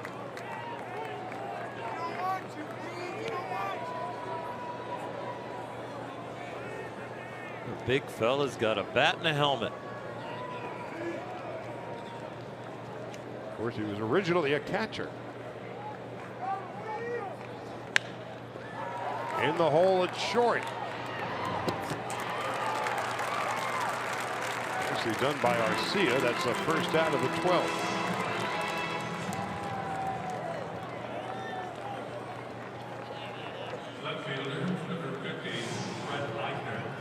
Brett Eibner coming up. So 30,140. The Dodgers lead the majors in road attendance. Not quite 40,000. And here's Eibner taking high and inside. 1 ball, no strikes. And the Brewers, who average just short of 29,000, have grown a little over 30,000 tonight.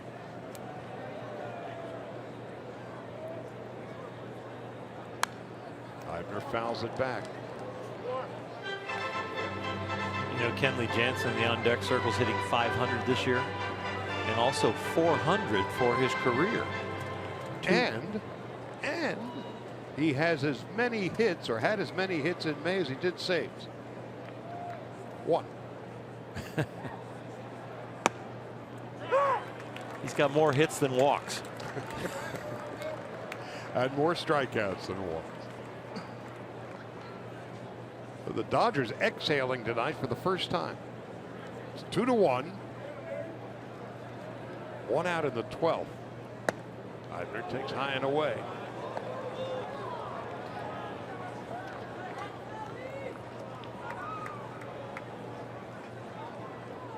Well, the Padres have come from behind. They now lead the Rockies 6-4. Colorado hitting the top of the 6th. That Petco. Eibner fouls it off to the right. Break up the Padres. Sweep the Cubs. Now giving the Rock Show a hard time. And the Marlins beat the Diamondbacks. So it is conceivable if this score holds up and the Dodgers win, they'll be back in first place. They entered the night a half a game behind Arizona and the Rockies.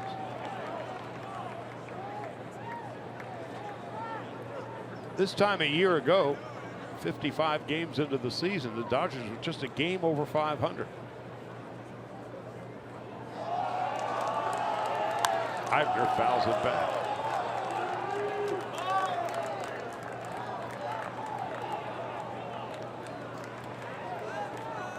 Kenley Jansen, who bats left-handed. In fact, he does everything left-handed except throw a baseball. Eibner takes a walk.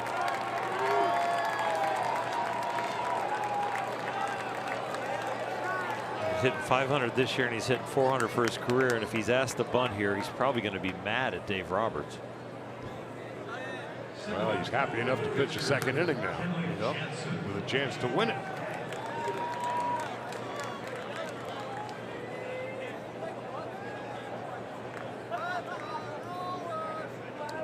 So Kenley swinging away. Third baseman Travis Shaw came sprinting in and then stopped like a cartoon character. Oh boy. Nothing in one. Now he squares the bunt.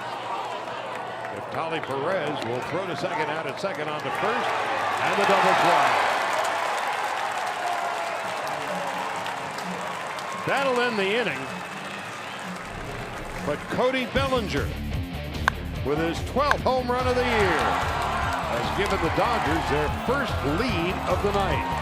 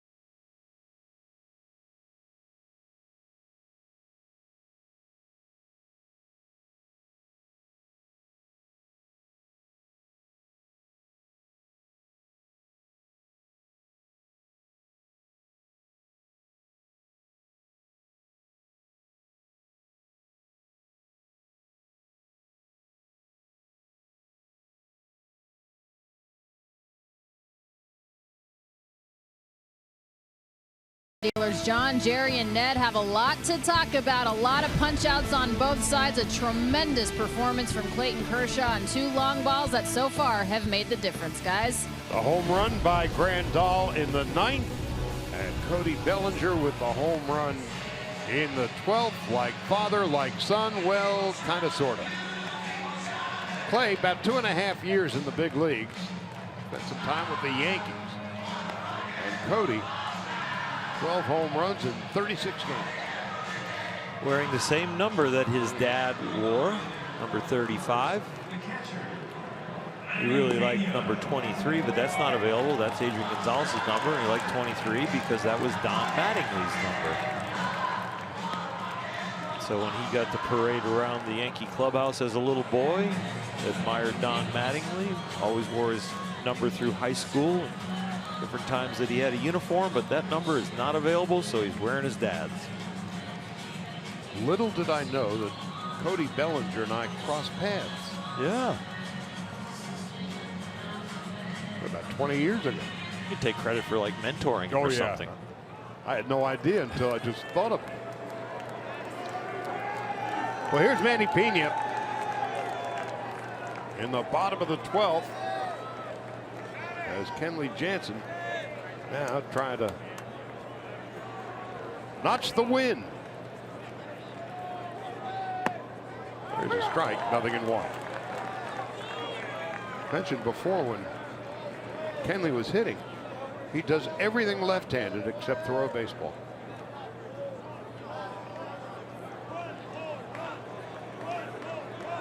His brother taught him to throw right-handed.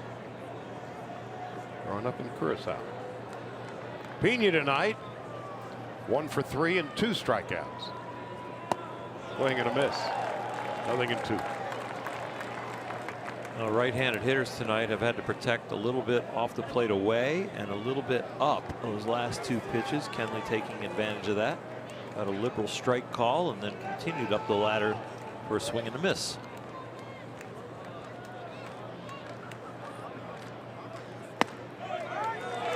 And the Brewers have been struck out for the 25th time tonight.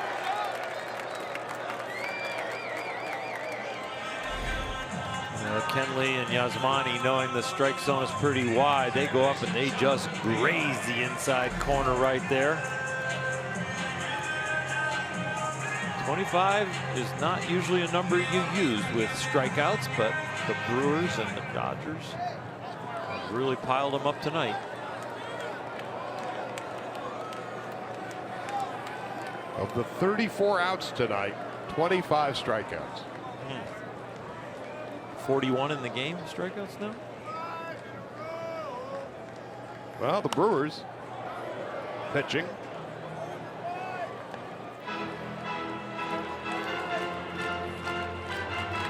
Let's see, 11, 15, 16, and 20, 41. And Kershaw is responsible for 14 of them.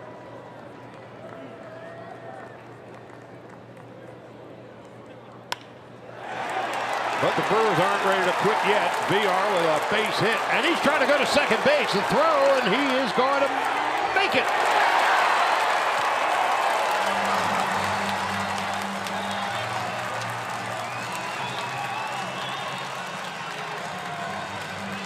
VR can run. Eibner can really throw. Actually, he's had about 5 bullpens with Rick Honeycutt, thinking about possibly being a pitcher. It looks like he might have just got a fingernail in there. A great tag from Chase Utley. Tag coming from the back of the bag. The hand of VR is coming to the front of the bag, and it is very close. And he is safe as long as that hand stays on there. Chase trying to keep the tag on as long as possible, but I don't think he ever lost contact with the base.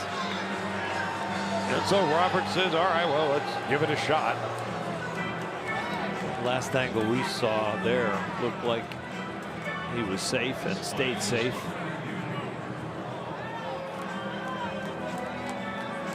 So a clean base hit.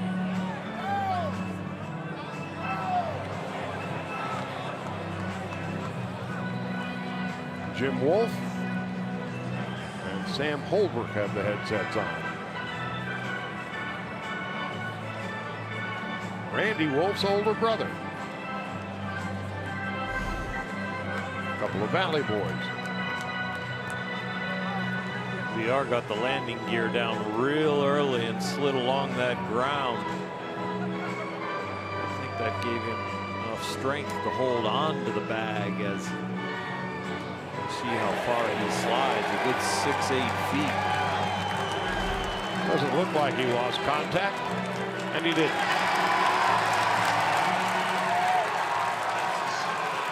Especially with the replay now, fielders keep the glove on the runner as long as possible. Might just lose that contact. That was never really much of an issue before the replay.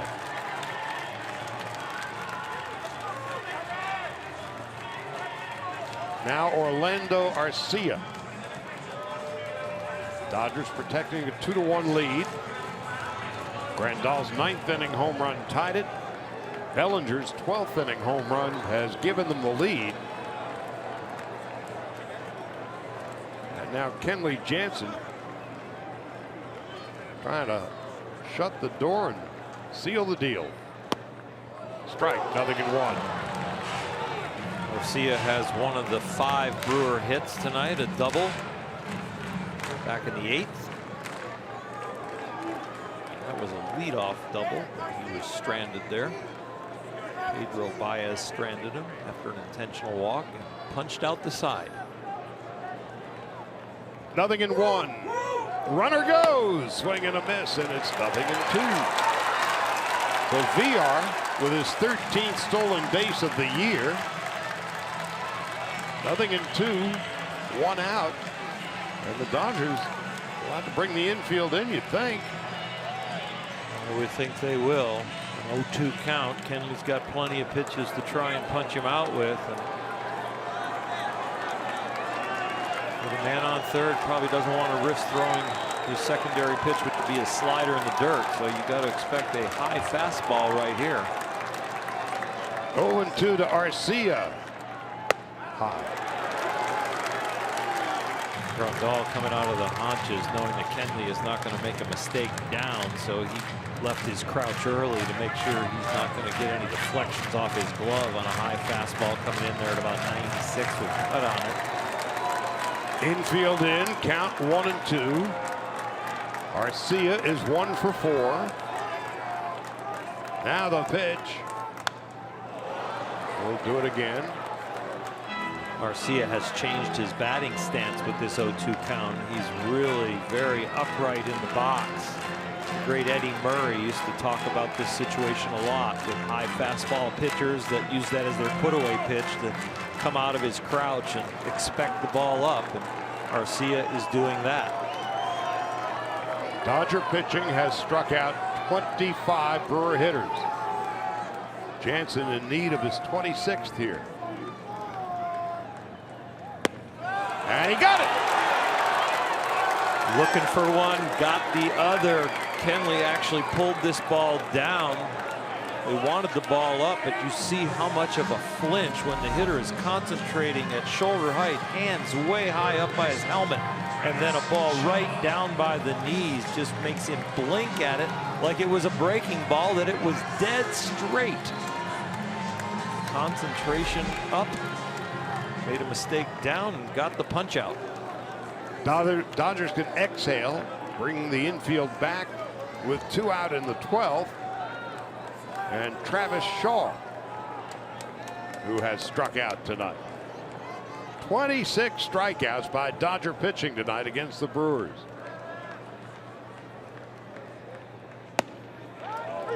Nothing in 1. Very comfortable for Kenley to face left-handed hitters with that cutter running in on their hands, especially now with the 0-1 count. If he wants to go in there, he can go as far as he wants.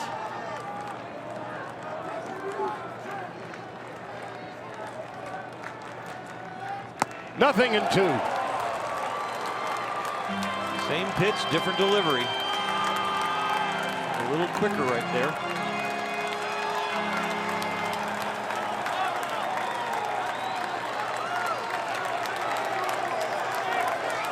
Dodgers 2, Brewers 1.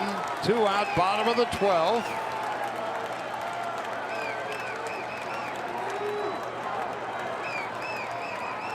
Jansen about to throw his 30th pitch.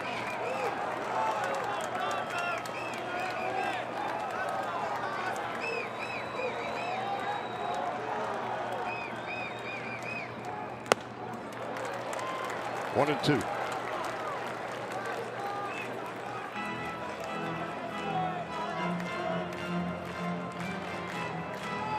Now everybody wants to get on the same page.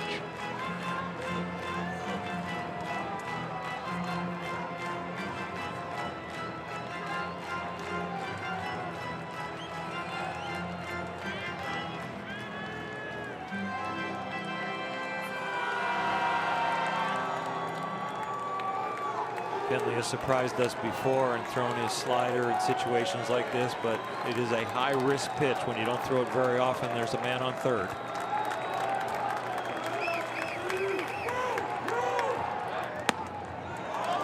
Just high.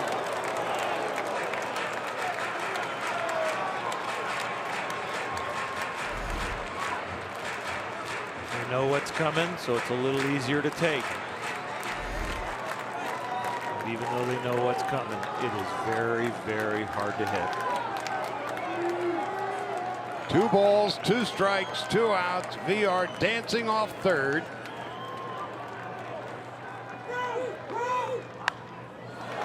And we'll do it again. Shaw came into the game in the 8th, 0 for 2, and he's been struck out twice. Dodgers with 26 strikeouts. They sure would like to have a 27th from this man. 2-2, 2 out, 2-1 Dodgers, bottom of the 12th. VR the tying run at third.